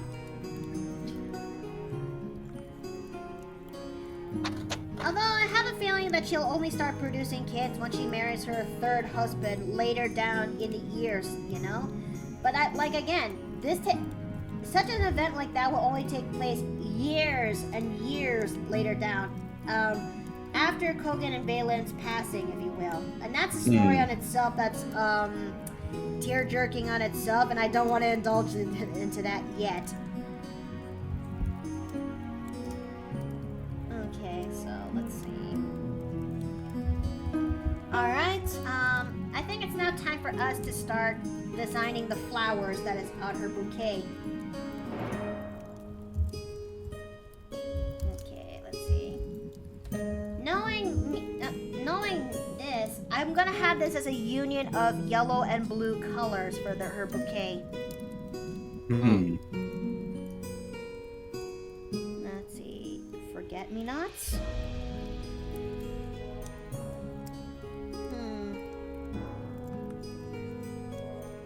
No, those are hyacinths. Would have been helpful when I made Dione's hair, but what can you do? Oh, come on. There we go. I've always wanted to have this type of union of flowers, of combining both hydrangeas and yellow roses for her bouquet. Hmm.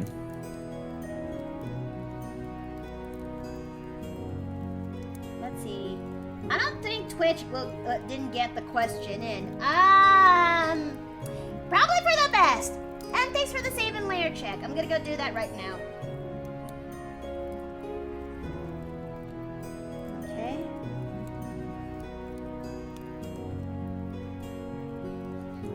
Okay, so I'm gonna go ahead and... That's it! Ah!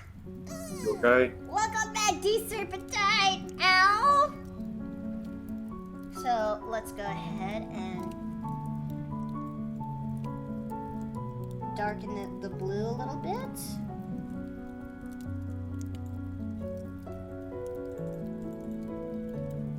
Alright. And so, let's go ahead and do this apply the filter in. Because let's make this thing a little less okay, render artistic. There we go. And where's the yellow roses? There we go.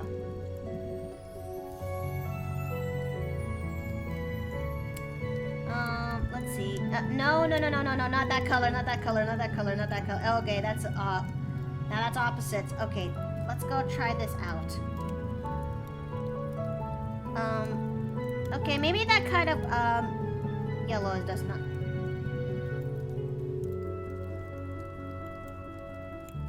There we go.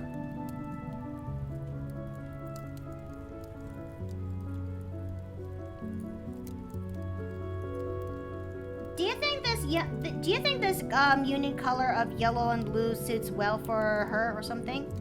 Mm-hmm. It's I like do, her yeah. two colors. Okay.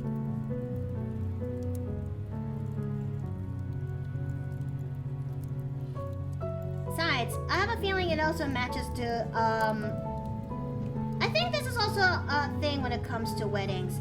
Some people say that weddings are pretty much the day for the bride. I kind of think, well, maybe to some jaded people it might be, but not really, but for this case, not so much, because it's a day for both the bride and the groom for the because it's their happiest day. And when it comes to weddings, it's not you also have to think about colors that also that represents both the bride and the groom, if you will. For Nessa's case, her wedding is most likely going to consist of both blue and yellow.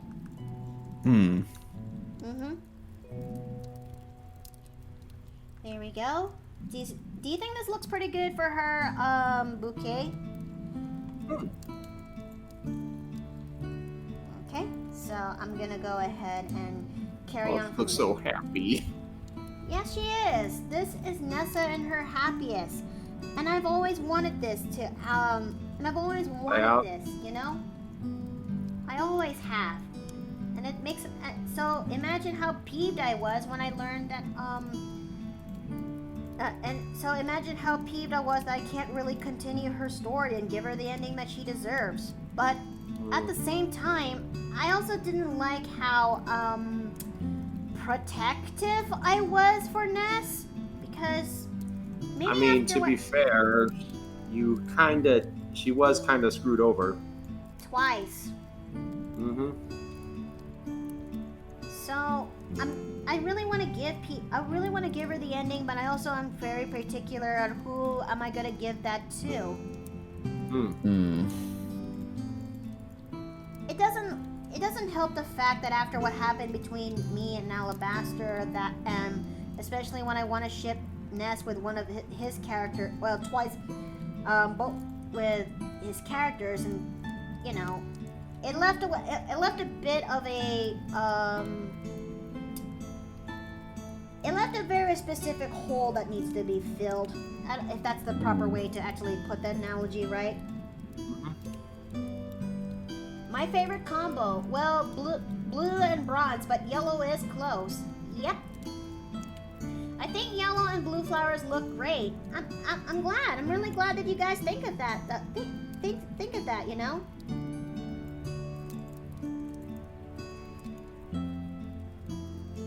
Okay. So, turning off the sketch. What do you guys think so far when it comes to Nessa's wedding dress? It's looking wonderful, hon. That does look beautiful.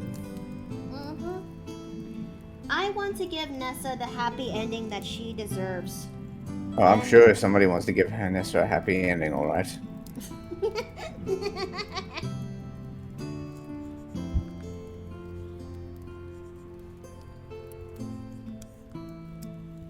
And trust me, as much as I really Inspector! Nessa's dress is very wonderful. Thank you. But yeah, as much as I really want to play her in a game where in Jay's table, I can't, because there are elements in her story that are very too dark for him to actually have in his streams. Yeah, and I say this with as much love as I possibly can, and he has his reasons for this. The boy is just white bread. Honey, no. But let's just say that as much as I want to have Nessa in other people's tables, her story is dark, as well. It can be a little bit. How should I say? It can be a little bit dark, and it can be a little bit complicated. But I'm still surprised that there's some DMs out there who actually would love to hear such stories and are fine with much detailed stories.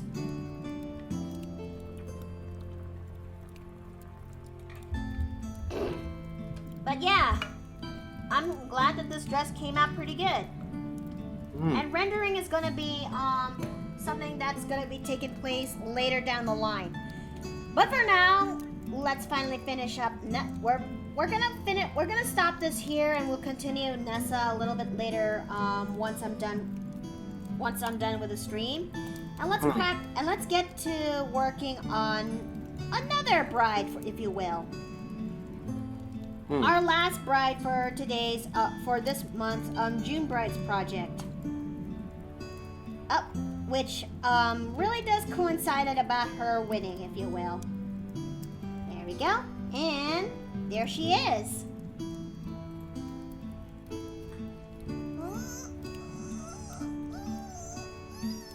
I have seen a save and layer check cute rarity and I managed to save in time.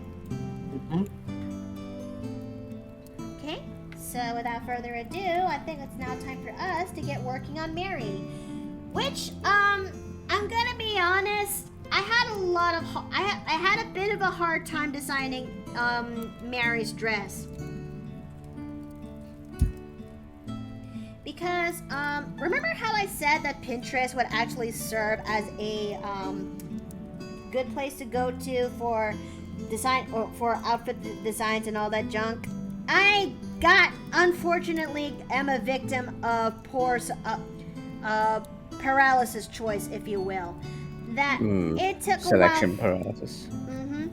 That it took a while for me to figure out which is the right dress for Mary, because I did not expect Mary to actually win. Because I actually thought that my community would vote for would most likely vote for Violette as the bonus bride. So imagine my surprise that it was Mary who ends up winning.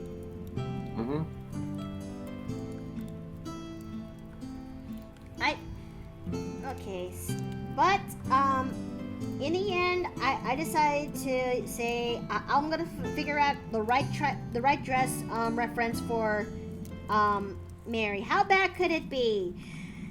Oh, Mickey, you poor thing.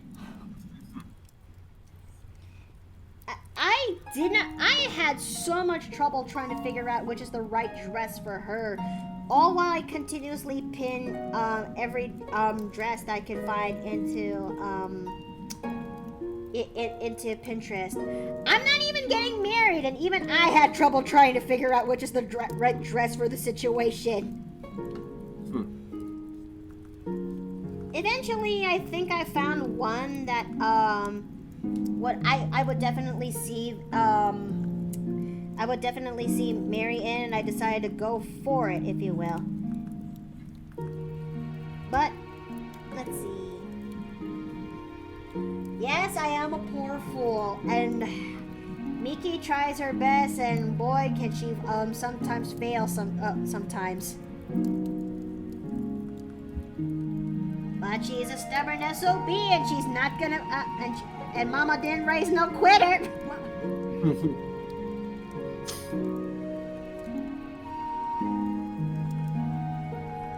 see. Hey, Miki, would you eventually draw Violette in a bridal dress? Oh, absolutely! I would love to draw Violette in her wedding dress one day. That is going to be a treat and a half to design. Especially, I mean, I just need to figure out which is the right style of dress that'll suit well for Violette, you know? Because the girl is very flashy, and she is a bit of a spoiled brat. Once upon a time mentioned back in the D&D campaign. But she's mellowing out bit by bit, painfully. Okay, girl, that's gonna have gems per se. Make her look fancy as her. Epic fails are not only for epic people like you. Oh, that's very endearing. I appreciate it. Oof. That's one way to sugarcoat that expression. That makes more sense. It's pretty endearing. Thank you. Note that it's a compliment. Oh, okay. Sorry. sorry. Okay. So, let's see. Mary is looking very precious, and she is.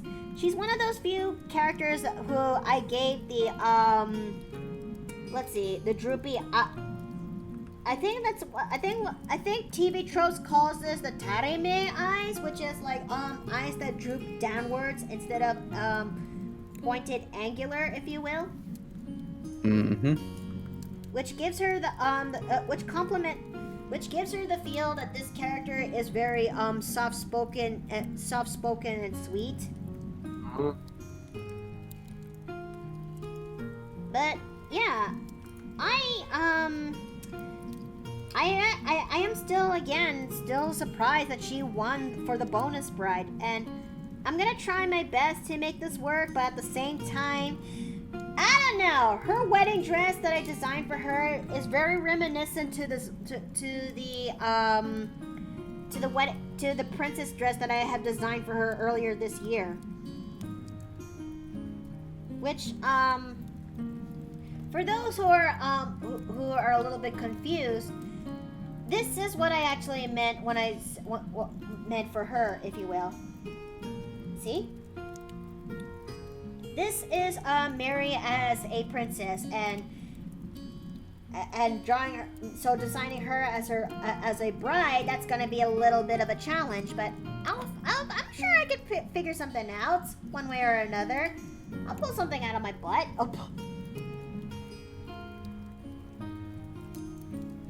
I'm also gonna give her the same gold accents into her outfit to complement to complement her design.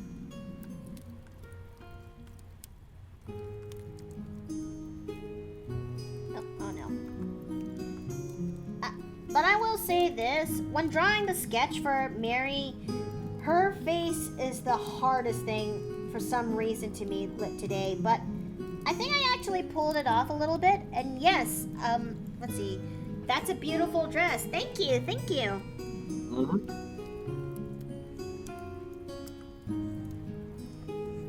Let's see. I mean, she is, to be fair, she is kind of based a little bit on, to be fair, I did try to figure out what's the right kind of dress that fits her as a princess. So I had to do a little level of, well, Gaia Online designing in order to help that out. Yes, I use Gaia Online to actually help make my character designs, but it's been my old faithful for a very long time. Okay? Cool. What in the flying handbasket? Okay. So this is me again trying to figure out how to make this work for her wedding dress, as a wedding dress. I am glad that she won. I just love characters like Mary, case in point Pika, and I can't get enough of the shy, soft-spoken characters. I just hope that next time when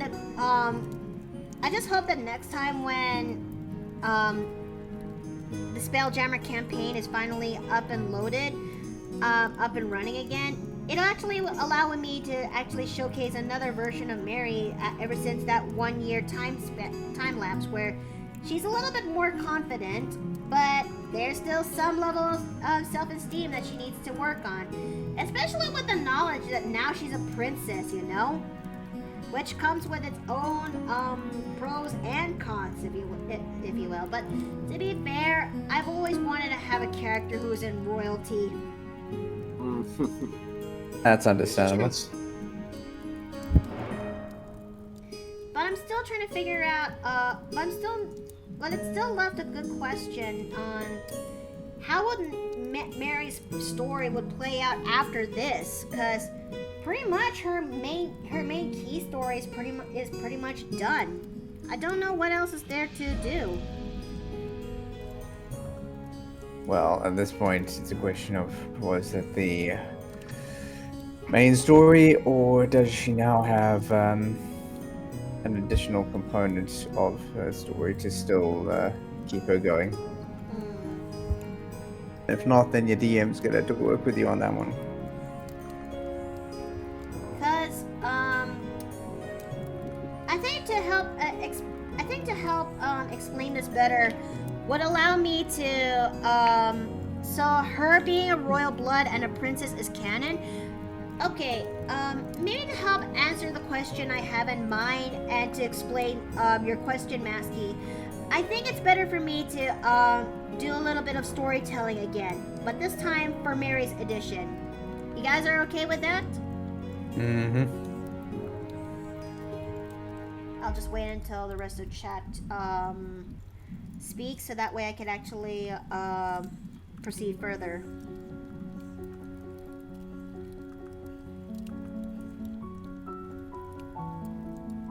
A week from this Saturday will be Canada Day, and exactly in the middle of 2023, first half of the year quickly drawing to a close. Holy shit. I still can't believe we're almost done with 2023. Feels like a lot has passed by, you know? Yeah. It's hard to think at the start of the year I was literally on the other side of the continent. Well, other side of the planet, not the continent. No, ocean. Either way, you get my points. So much has happened this year for me. This is true.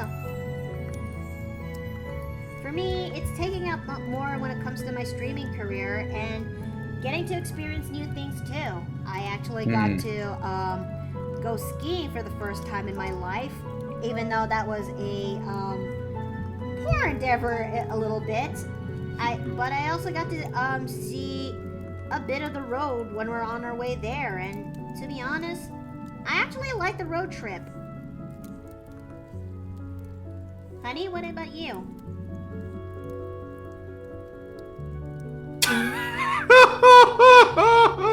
Okay. Okay, I'm sorry. While I'm a part of this stream, I'm also watching Azura's stream. She's playing Cult of the Lamb. Okay. And essentially, she just got she's letting, Twitch be part of the followers. She got someone that's zealous and someone who gets more faith as they're sick.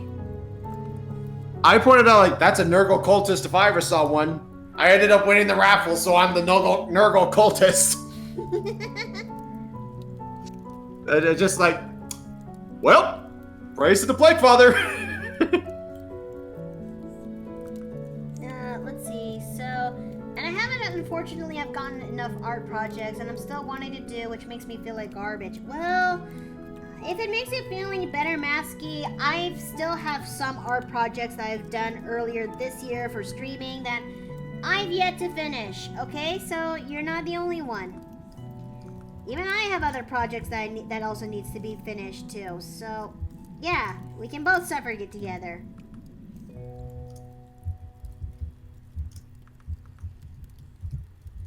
Okay, my favorite part of the year is really everything from Thanksgiving, Canada in October, right through Christmas holiday. My birthday is embedded in the... okay. I think we should all agree that Halloween is pretty much one of the better holidays that are out there. We say that because you like cosplay. Well, yeah, are you complaining? No. What do you two get up to if that's going to be your answer? Don't worry about it. Let's just say I get to see Dione.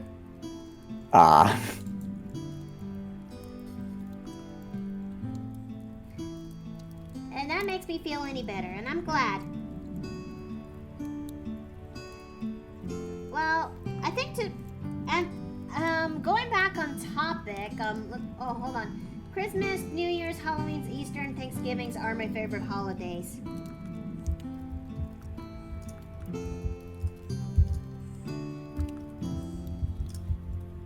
Let's see. I think for me, yes, most likely it's gonna be, I think Halloween so far is pretty much my favorite, holiday. Alongside with,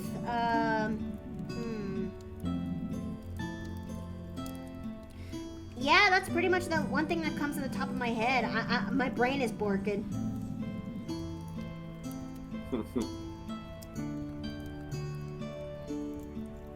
Let's see. Maybe it's just me, or is it her eye looks a little bit wrong here? I don't know. I had a hard time drawing Mary's face this time around when it comes to this picture. Because I don't usually draw her smiling, you know? But that still needs to be changed, especially for the part 2 of the Spelljammer campaign once we finally are done with the first half of the Ravenloft campaign. And I already got an art asset when it comes to Mary during that time skip. Like, to put things into perspective, this is what I actually designed Mary initially, you know, for her standard start of the adventure type of campaign. And after what happened during that time in the Spelljammer campaign, and this is what she's gonna look like during her time skip, and you can actually tell the difference that is right here, you know? I also made the effort to finally design her bag of holding, which is right by the belt of her of her outfit. But I will say this though, I actually do love her braid.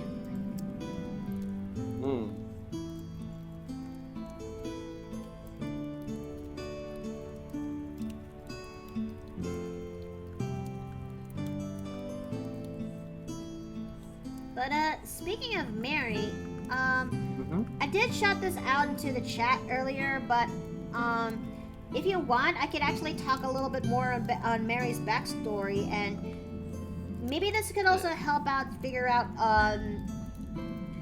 well, her backstory and her time during the Spelljammer campaign. Is everyone okay with that?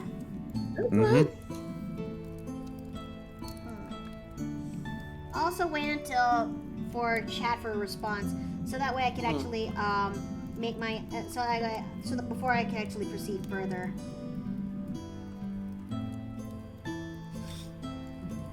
I gotta go. I'm gonna order Chinese food for my family. Take care, Mickey. Okay, you take care too, Masky. Hope you have a good one.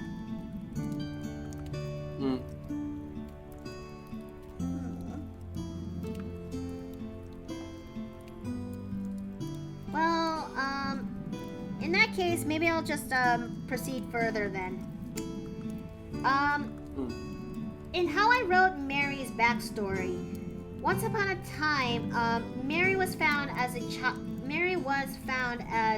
a baby by the chapel of a small village, which everyone had believed that she has been abandoned there. Although she was taken in by two doctors who lived there.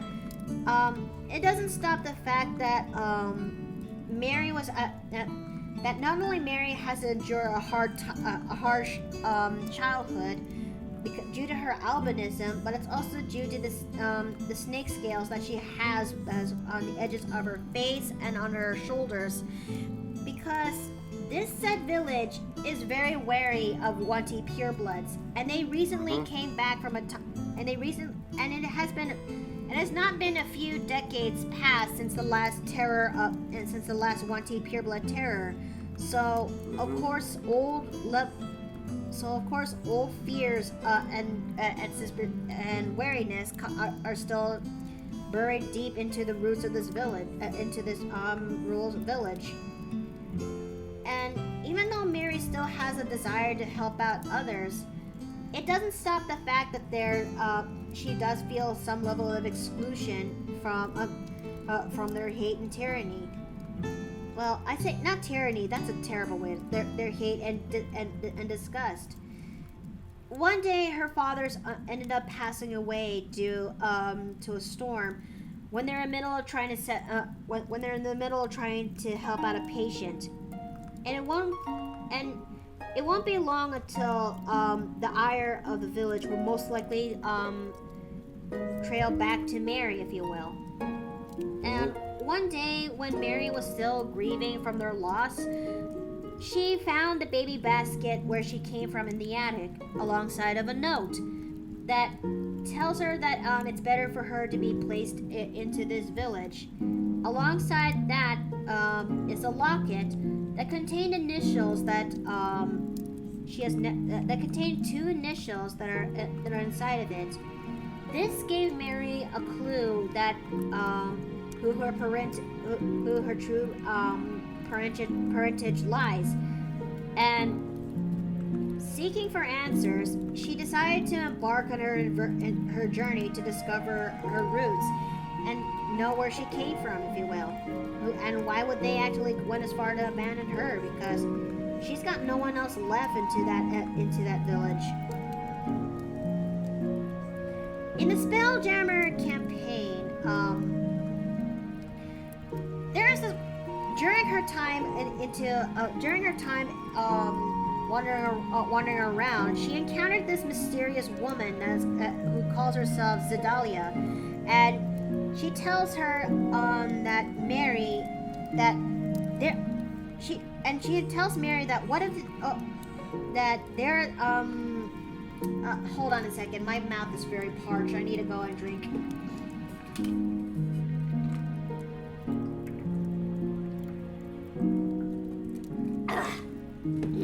Good? Yep. So one day, Mary, during her few days out from the said village, she ends up meeting this mysterious woman who calls herself Zedalia, and she informed Mary that she came from a land that is farther away from here, or worlds much farther away from here. And Mary finds this very odd, if you will. But it wasn't until she actually follows Princess Zedalia, who insists Mary to follow her, that she is not wrong. She actually she actually was surprised and astonished when she learned that that she can actually travel into the stars alongside her, and learn how very small her world actually is. And for a while, things were actually she actually got to know this woman, who actually turns out to be a princess. Mm-hmm. And then they actually got captured by space pirates and are about to be sold into slavery and bunch. That was until the party actually stopped the said pirates and would actually free Princess Zedalia, alongside freeing Mary, who was right by her. And Mary, this is where she actually got to tries to meet the party and get to know them, because I actually ended up joining the session, joining the campaign in the middle of it, and it was not easy trying to be part of an already functioning group, but I try my best to make it work, if you will. I mean, there's a fine line difference between being part of a campaign when it just started at the very beginning versus being part of a campaign when it's in the middle of it. You will and you will notice this difference when some of the people have a harder time trying to trust you or get to know you better, if you will. I would kind of know, because I've been there.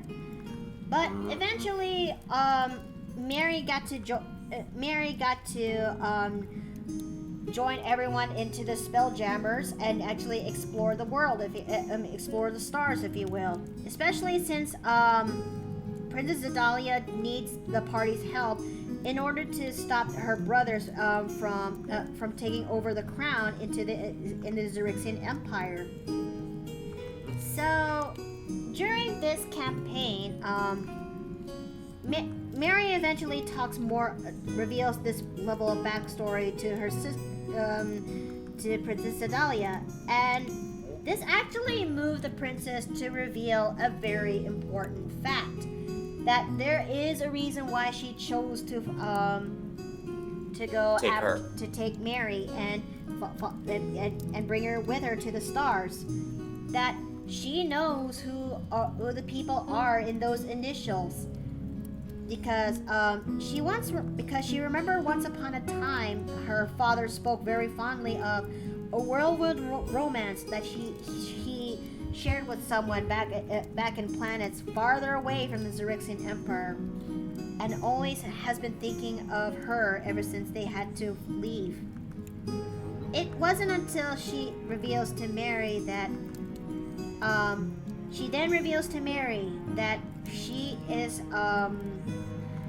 that she is that said child from the said emperor, but back when he was still alive, making her Princess Zedalia's half sister, and to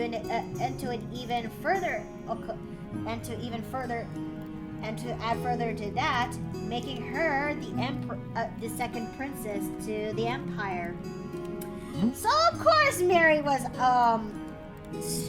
was in shock when she learned this. But the princess reassures her that she is actually happy to actually see her, because just like the prince, because Prince Erexius, I think that's his name. Yeah, Prince Erexius, especially the module itself, is a chaotic evil asshole, if you will. And she has to flee. And she had to flee from the Empire because he is not willing to share. He's not willing to share the vast empire once the father passed away. And so, Mary has to keep that secret about her heritage for the time being until things are in the clear. But until then, the princess does actually express interest in getting to know her sister, if you will. And during her time in the campaign, she did slowly get to know more to the party, but I still wish that I actually did get to experience banter a little bit more. I don't know. Yeah. But yeah, that things kind of went a little bit ahead when we reached into the arena, and the prince actually showed up into himself, into his his full glory, demanding to know where the Princess Adalia is. She eventually has to give herself up, so that way the party will have a fighting chance to get her back. But it left Mary devastated, if you will. She just had family again, and then she has to lose that up one more time. But not before Princess Adalia also ensures Mary a very special ring that allows her to control shooting stars, if you will, which can also be very useful in combat. But yes, Mary was devastated. Even went as far to actually chew out Steve's character David on where the flying fuck is he when they needed him most. You mind if I explain this part? Yep. The reason why he was away is, one, I couldn't make it to the game that day, but I decided to flavor it as this. He was putting the final touches on a little project he was working on. Earlier in the campaign, we brought down a beholder, and David took one of its eyes. Specifically, the one that makes the cone of anti-magic. And through enough tinkering and enough trial and error, he managed to create an anti-magic grenade. Which, before the princess was taken, he gave to her. Essentially, if you find an opening, use this. Screw him over.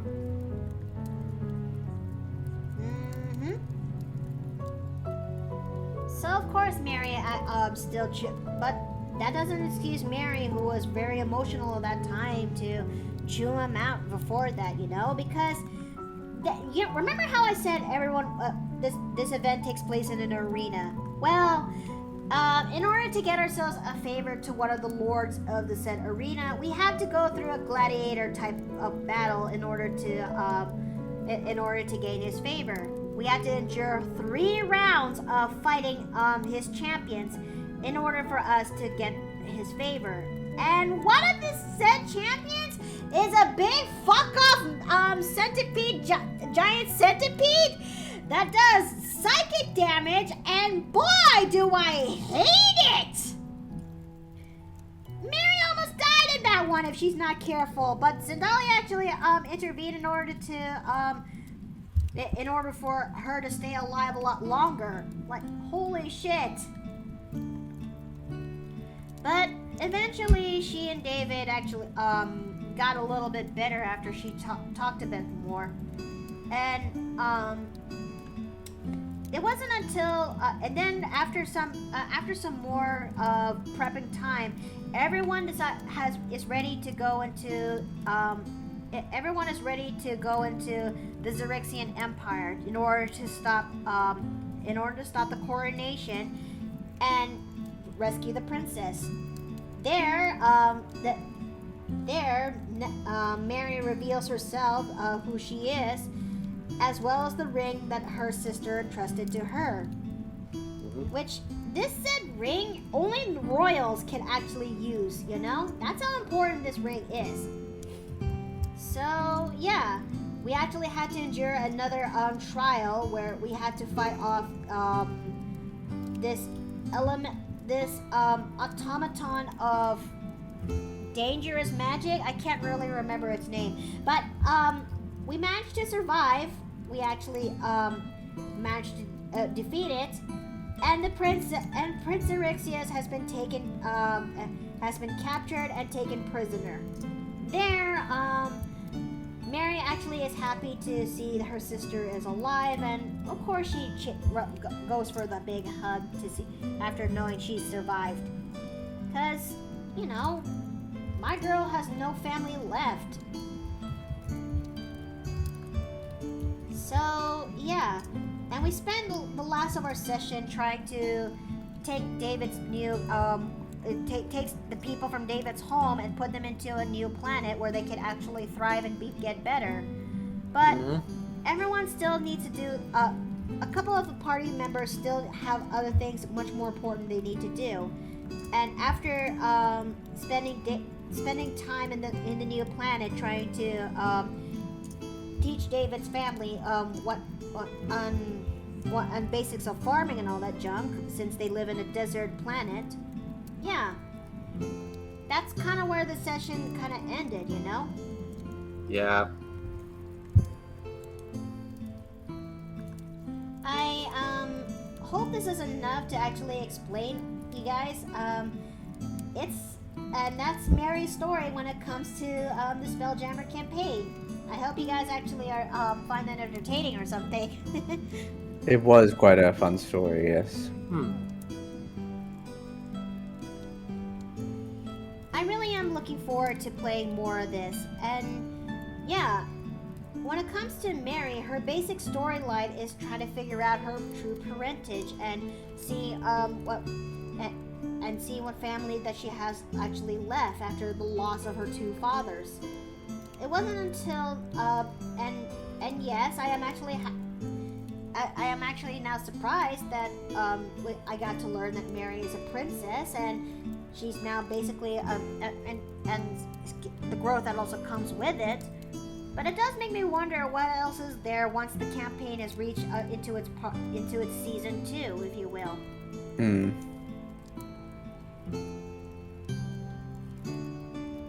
Maybe she'll learn what's it like to be a princess. Maybe she'll might have some new plot that'll be thrown into my direction. I don't know. Permission to give Mary a hug. Yep. I'm okay with that. Whew. Ugh, my back.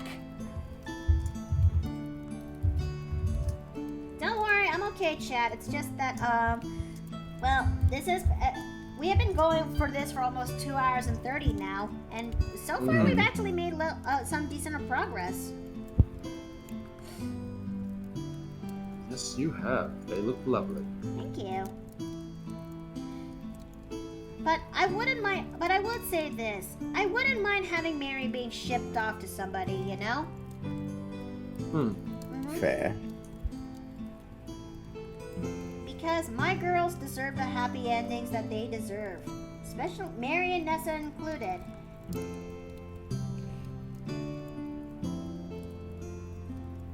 Because, again, I know I brought this up, but I'm going to say this until the cows come home. I am a romantic at heart, okay? I actually do love the feelings of having my characters interact, and next thing you know, I can feel the butterflies kicking into my stomach due to how cute their interactions are.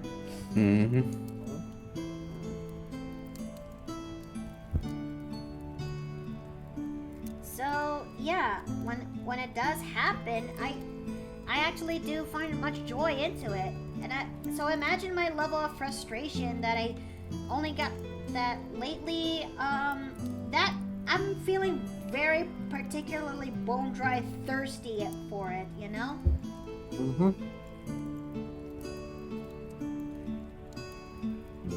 I just miss the level of good chemistry and banter that comes with it. So. That's understandable. Yeah. Alright, so let's go and save this here.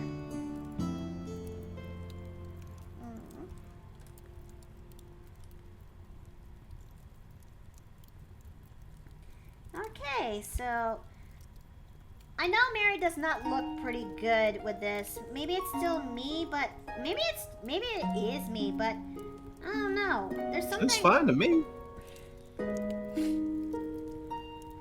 I'm not really big a fan of romantic, but other than the romantic TV shows, I'm fine with it.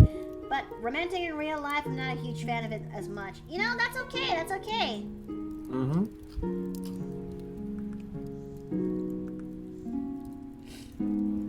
Okay. Let's see. But yeah, I would love to actually have Mary being I really do like I really am interested into the shipping peels into the game, but I know that there's some people who are absolutely not fans of it, and no, that's okay. That is okay. I think it's just me and my thirst again, you know? Yeah, look, it's understandable. It's perfectly okay to want to enjoy that.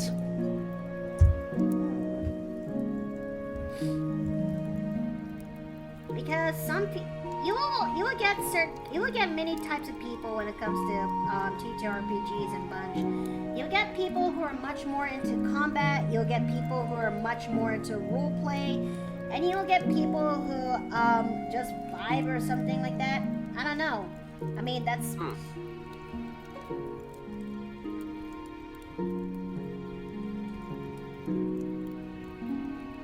I like the role-playing aspect as well as the shipping aspect when it happens in game. Okay, so let's start defining these, and then we'll start getting to working on coloring.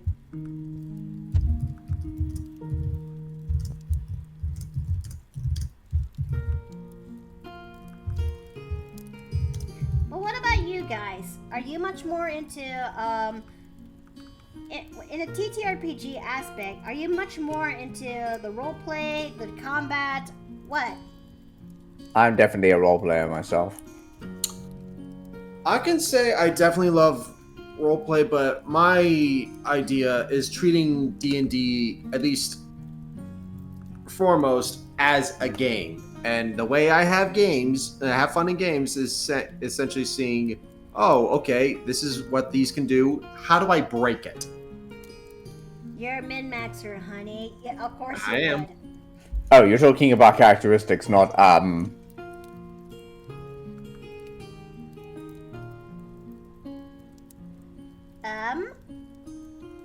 Don't worry about it.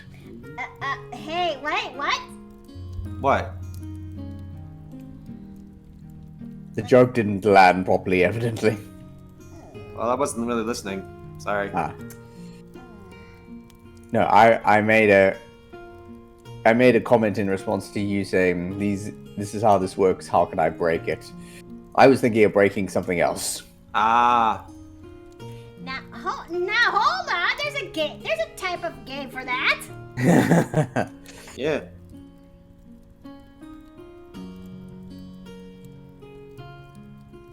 I like all romance story, roleplay, and romance. Yeah, I'm definitely not opposed to romance stuff. Yeah, again, my approach to romance in TTRPGs is much like my approach to romance in real life, in that I am very particular and have trust issues with this sort of stuff. Which is not a negative on anybody I've interacted with, but it is more the point that I will make sure that I only do it with people who I know and who I trust for my safety as well as theirs. You know what? That's fair. I'm probably the same way, actually.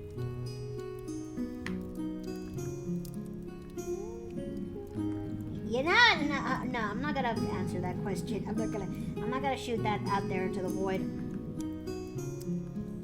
See, now you just made me curious.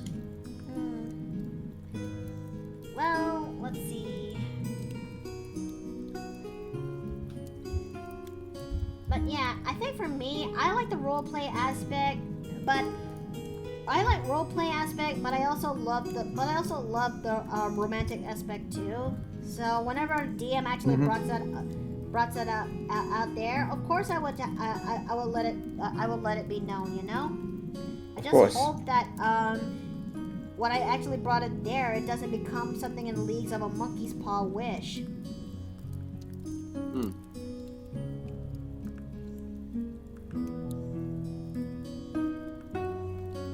Because I know that there's some DMs out there who would actually screw some players over and, you know, would actually go as far to actually be assholes about it.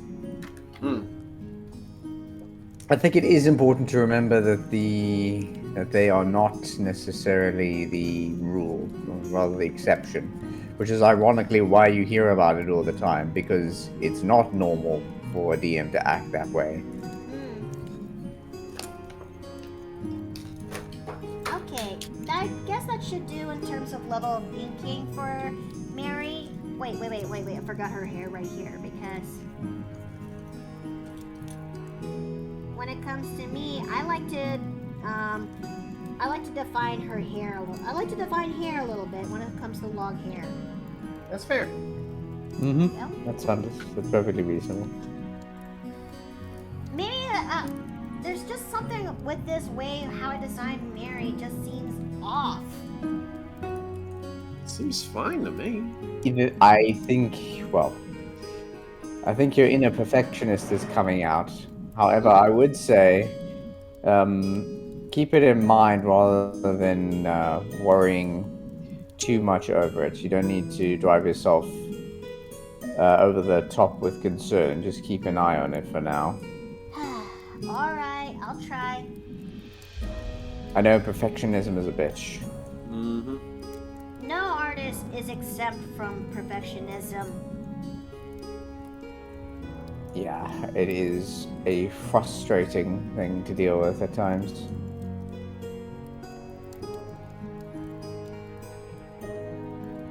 I mean, what about you, chat? Do you experience some levels of, do you experience some bouts of perfectionism?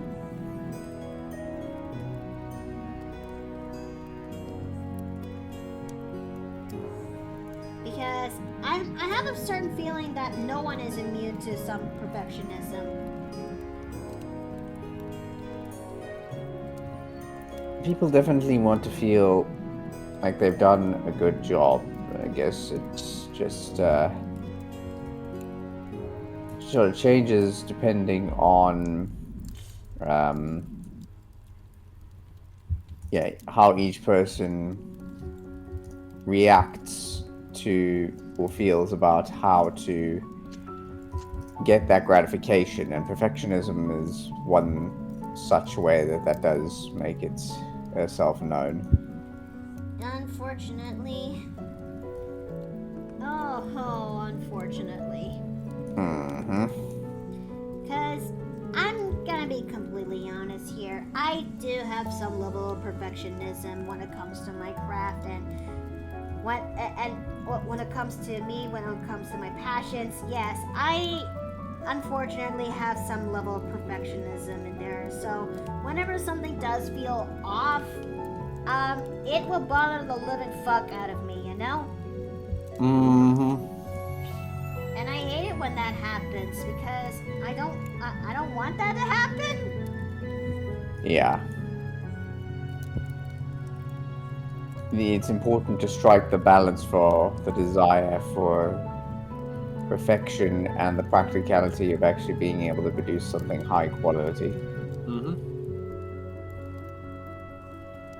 Chad says, not really. Yes, sometimes. Yeah, I'm glad to know I'm not the only one who feels that way. I used to be a hardcore perfectionist, but I think my time with those 12-hour shifts kind of give me a case of just get it done.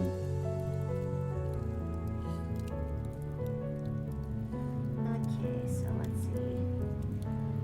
Wait, what did I... how Again, did a I big decide part of to it do is the desire to feel like you're doing the best you can.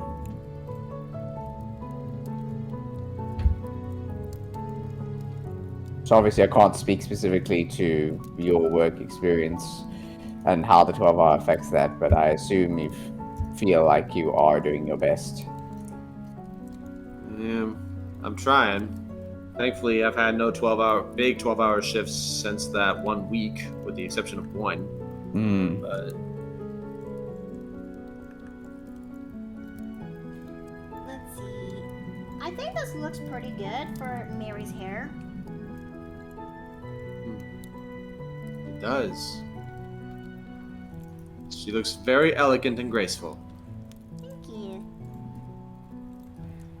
I mean, she is basically a princess, so yeah. Yep.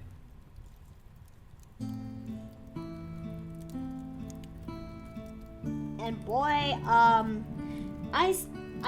I mentioned this earlier, but I really do had a hard time trying to figure out the right dress for her. Hmm. Because do you go off one based off her old life, or go on one based on her new life? Yeah, that. So, do you think this actually is a yes to both when it comes to her dress? Let me see here. Overall, I think it looks like it is a good point to work from. Okay, so that's. Ooh! Oh wow! Oh, okay. I just stretched my back and I felt pops. Ah! Okay, I'm okay. Do you want me to? You want me to come over there? Ah. Mary looks so pretty. Oh, thank you. I'm trying my best. Okay.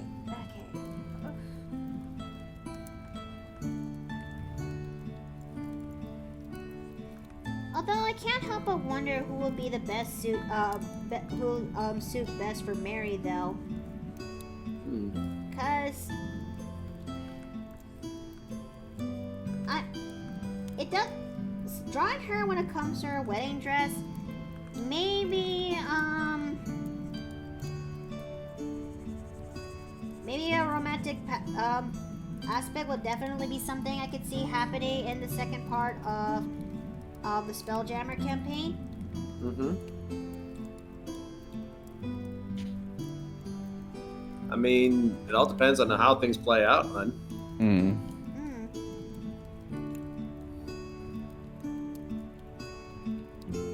And I would be okay with scratching that itch of yours. I It still needs to come naturally. Yeah, this is actually true. And if it doesn't, Well, hopefully someone else will be able to provide that for you. Hmm. But I know we talked about it with my boy. but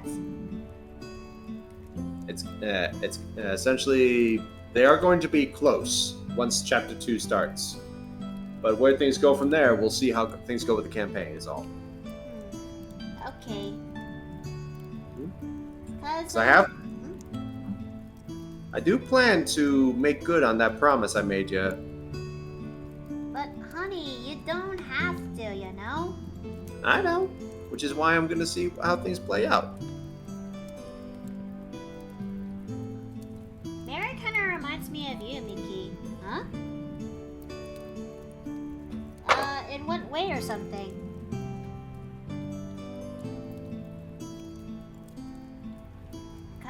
I'm a little bit confused.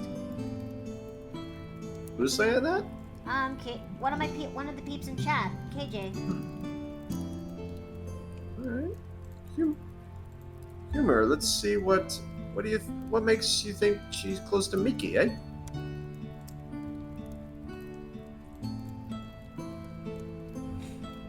Okay, let's bring in the gradient into her dress.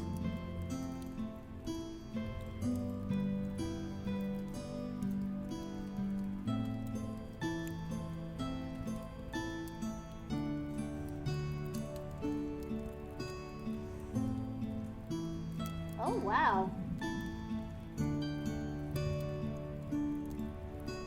So let's go and also include these two. She's kind, loves her family deeply, and wants nothing more than happiness for those and others she loves, just like you. Huh? Oh. Suppose that's true.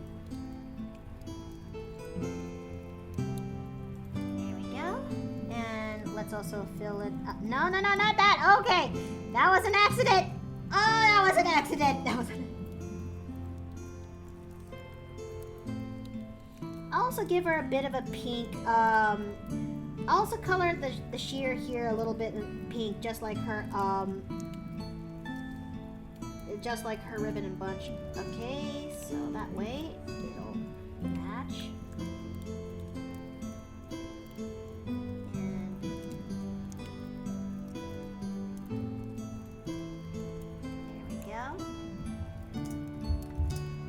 Do you think Savage would actually like this? I don't see why it wouldn't. This is true. I mean,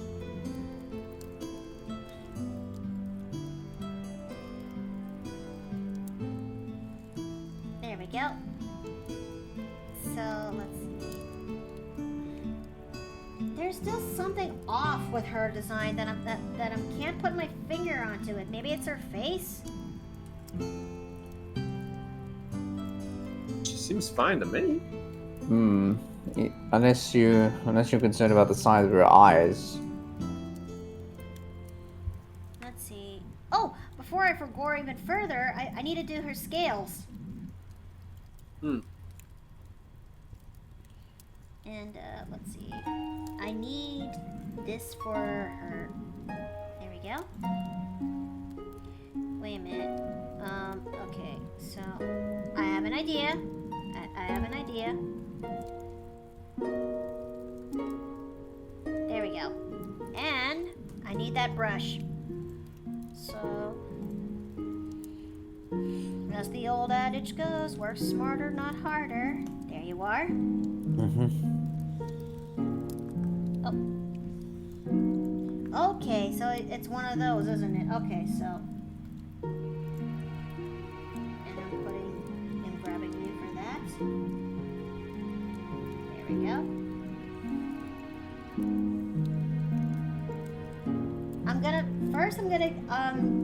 First I'm gonna design her scales for her.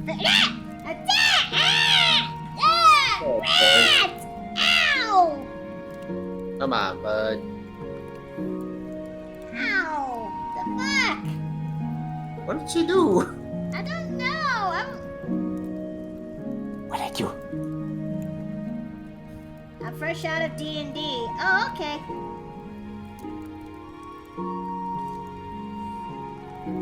So let's see. I'm currently designing Mary's wedding dress. I think I'm having a stroke. What? What? I don't get it. Strong because it's strong?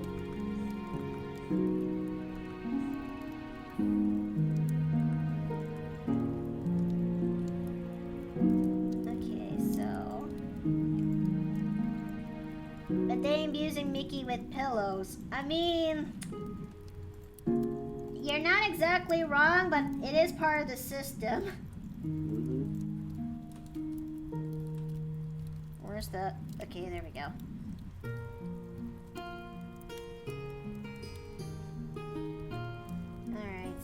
we're gonna design her scales here. Oh boy. Oh boy. Okay, this is the part where I'm gonna have trouble with. Okay. Okay, oh boy. Okay, I'm gonna need to put you over here so I can, there we go. No. Okay, and the other side. There you go. Okay. Okay. I'm gonna need a reference for this because, oh boy, I just realized something. I'm in the hard part in designing Mary. Okay.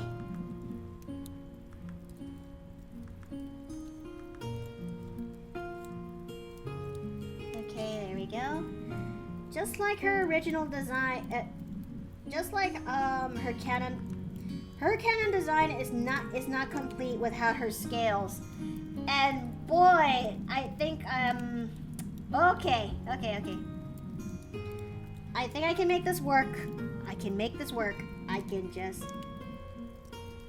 And here comes the hard part on filing the scales down. Huh? Sorry, I just saw Melissa reacting to a tweet from a certain company involving dragons. No. I'll show you in a bit. 1 sec. Alright.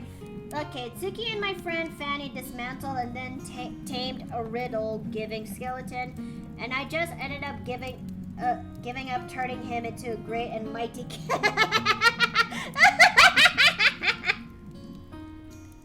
Did she just say great and mighty Kevin? That's what Rat says? Oh.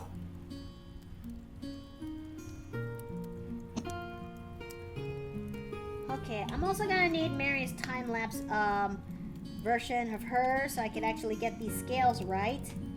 Because Mary in this time skip, she's no longer using her hair to hide her features. Given that she has a little bit more confidence, I'd say the new hairstyle of hers allows her to showcase her scales a little bit more. But just because she actually gained this level of self-confidence doesn't mean it's completely strong enough. She still has some self-confidence issues, because who doesn't? And maybe in a very bad day, that's when she doesn't bother to hide her. She doesn't bother to show them off and just uses her hair to hide them again, if you will. Right, I'm back. Welcome back. Yeah, so what I was saying is, let's just say that Melly's Kraken model's getting an update, apparently. Oh.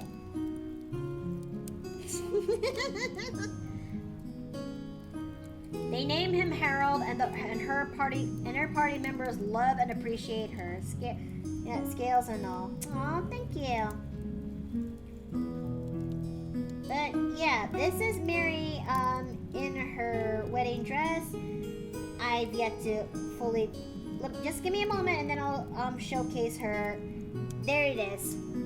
I mean, sure, it looks similar to her princess dress. I'm gonna put this side to side, right here and there, but there's still some level of there's still some level of elegance in there, you know?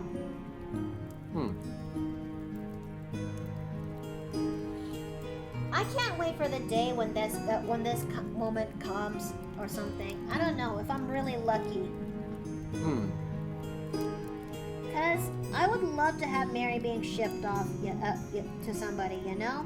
Because, again, I'm a romantic, and I... Yes, you are. No, of course you would. But, and I actually love the feeling of having of seeing a budding chemistry between my characters and theirs, to a point that there's a romantic feelings that has been going on there.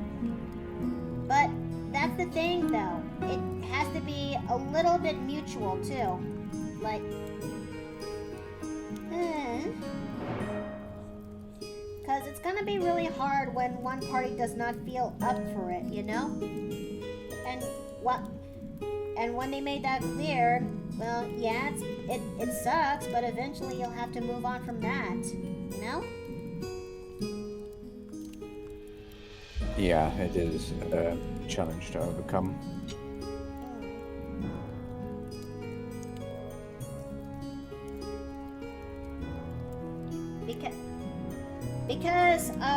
in doubt, if you can't find somebody find somebody to ship off your character to, might as well just go say the proverbial fuck it and just make characters of your own and have them make characters of your own and ship them there. I mean, it's upsetting, but well, it's the least thing that hurts you. It's the one thing that hurts you the less.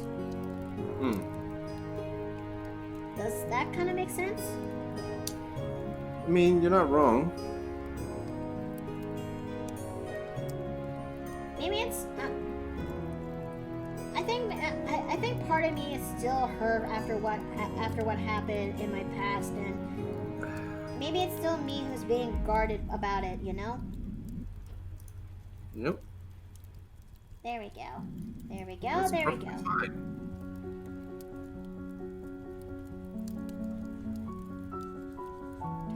Okay, so that's Mary's scales. That is right there. And one more thing. One more thing. One more thing. Just one more thing before calling it here.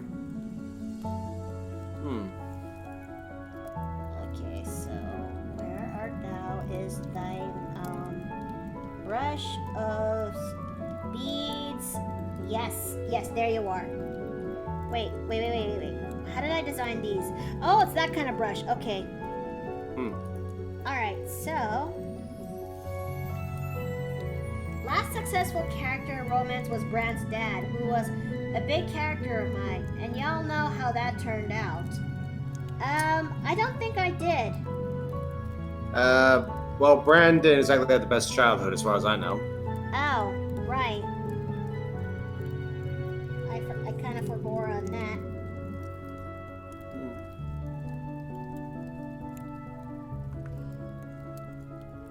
Okay. Okay, Uncle Miko, what is that one more thing? I'm glad someone caught that reference. It's designing these beads. It's designing the these beads on Mary's outfit, if you will.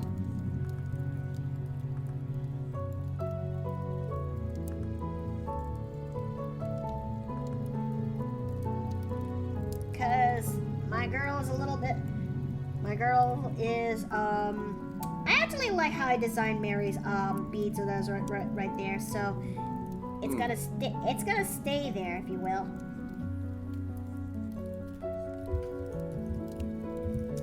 There we go, and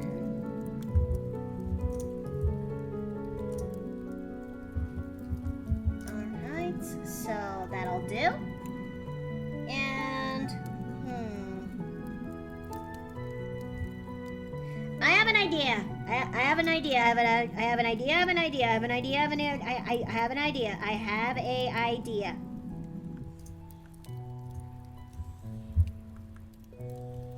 There we go. Let's add those there. I miss Jackie Chan Adventures. Me too. It's one of those good Jackie Chan Adventures that are. It's one of those good cartoons that was back in the day, isn't it? Go. I never heard of Jackie Chan Adventures. Oh, you've never heard of Jackie Chan Adventures? Oh, you. That's a blast from the past. Okay. Okay, where do I begin? Jackie Chan Adventures is a old cartoon back in the day where it does feature Jackie Chan as the main character. And he has to collect 12 magical tokens that are based on the 12 Chinese zodiacs and their effects before they fall into the hands of the wrong person.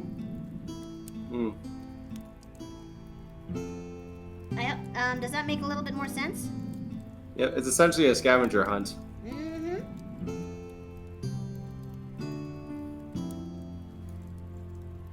Oh man, it was released back in the era of the early 2000s-ish.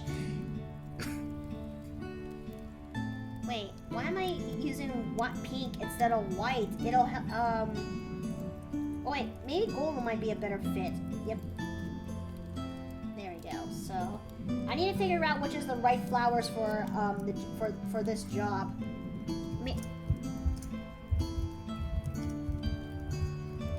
Let's see. I definitely need.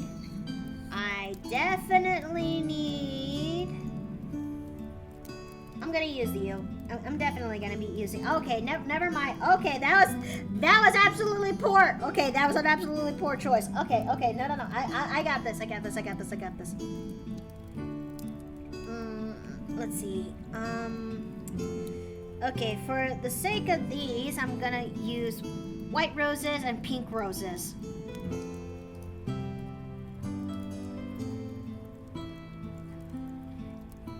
Hopefully this will be enough for, That's it! Ow! I'm sorry! It's been a while!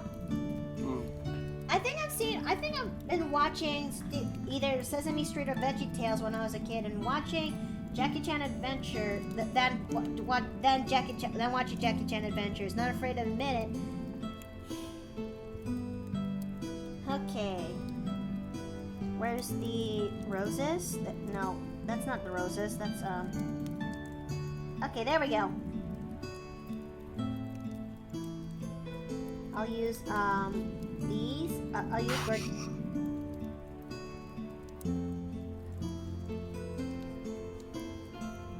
I'll use these, and I wonder, would purple flowers also help complement the white,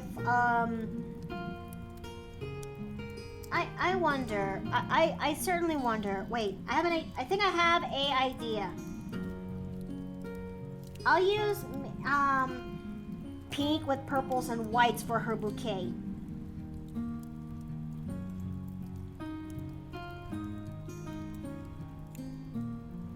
Okay, so we're just gonna put that there, and no. Wait. Yep. Okay, this'll do. Okay, then we're gonna add in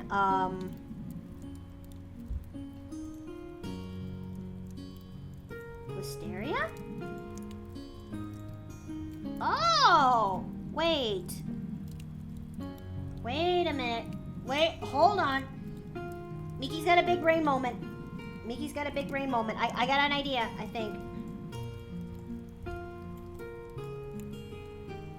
I mean, wisteria blossoms wisteria can come in purple flowers.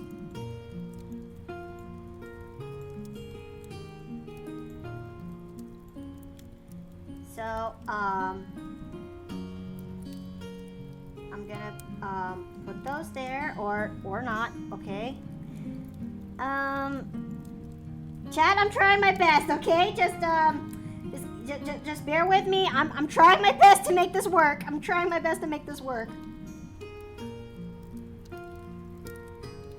Okay, liquefy and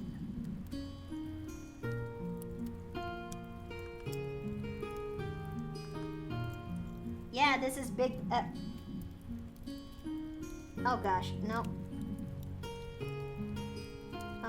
Okay, so I think I'll put you there, and I'll put you underneath the... I think I'll put you there, and I'll put those right there too. I think that looks pretty good.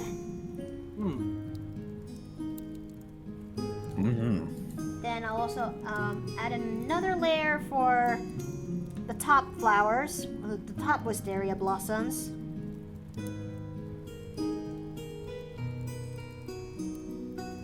This is Miki trying to experiment and see if she got something right.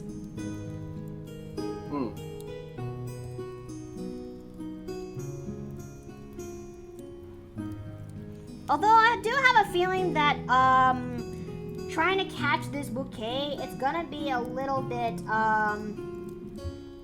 tricky.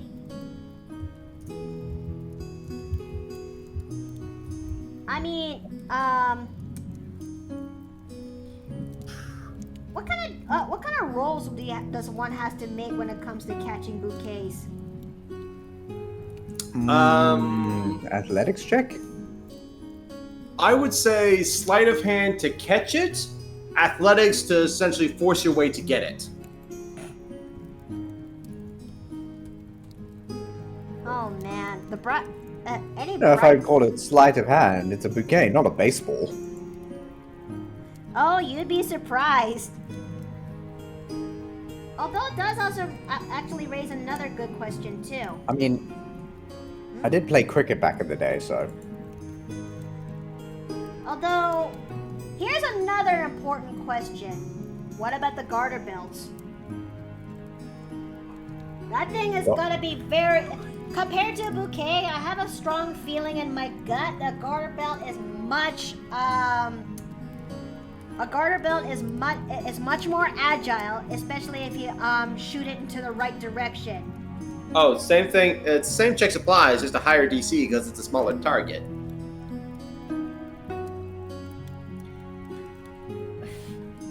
Because yes, brides do have garter belts underneath their dresses, you know, and it's kind of a wedding tradition that anyone who wants to that the groom has to go deep in there to actually get the bride in order to get the bride's garter belt, and whoever catches it, they'll have to put it onto the woman who actually successfully caught the bouquet. Ah, That's how that I was works. not aware of this tradition. Where was I? You're not aware of this until now?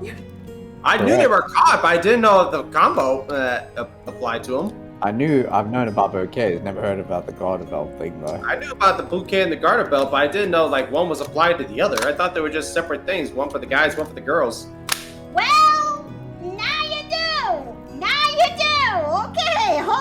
Okay. I have to. That's Mickey's lesson for today, you know, in case if you guys, anyone out there who wants to get hitched one day, that's Mickey's heads up when that day comes. Wow. Oh man, I think I think I need a moment. Just hearing you guys are actually surprised from this. Okay. What? I don't go to very many weddings. The last one I went to was for my brother, and last I checked, they didn't do anything like that. Well, the last wedding I went to was my mother's, actually. Okay.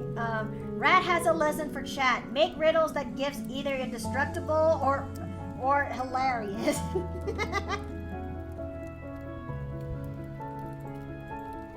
Oh man,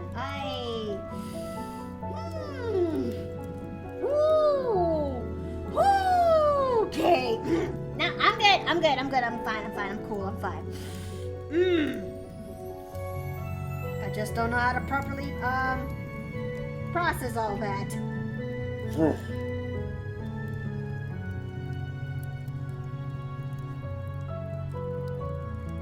Okay, duplicate. And what do you guys think? Let's take a look. Very, very nice. Wow. Look at her. There's still some more that needs to be done, like a lot of lacing, a lot of junk, all that there.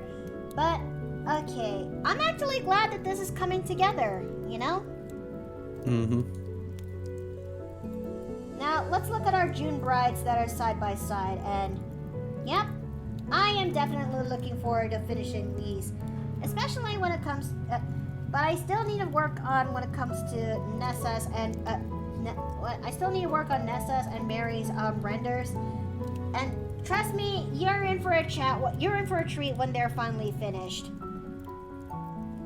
And as much as I really want to continue this is where I'm gonna call it here, and I need a stretch.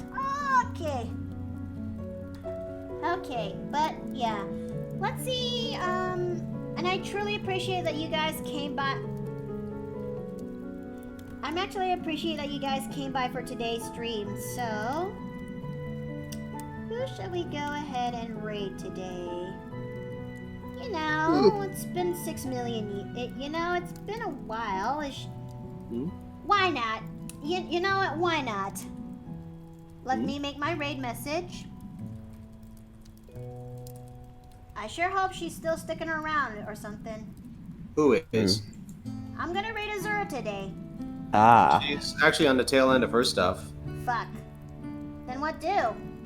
Well, you could still raid her, Okay. and then she could. Listen! Then essentially, your raiders will join her raiders in another raid. Thanks for the stream and see you in July. Ah! That's it! Ah! Oh. Okay, so we're just gonna go ahead and raid Azura, okay? Alright. But I do appreciate that you guys came by today and, well, there we go. Starting raid. There we go. This is where I'm gonna call things here for today, but I truly appreciate that you came by for today's art stream. And as much as I really want to continue doing more of this, I'll do this in my own spare time.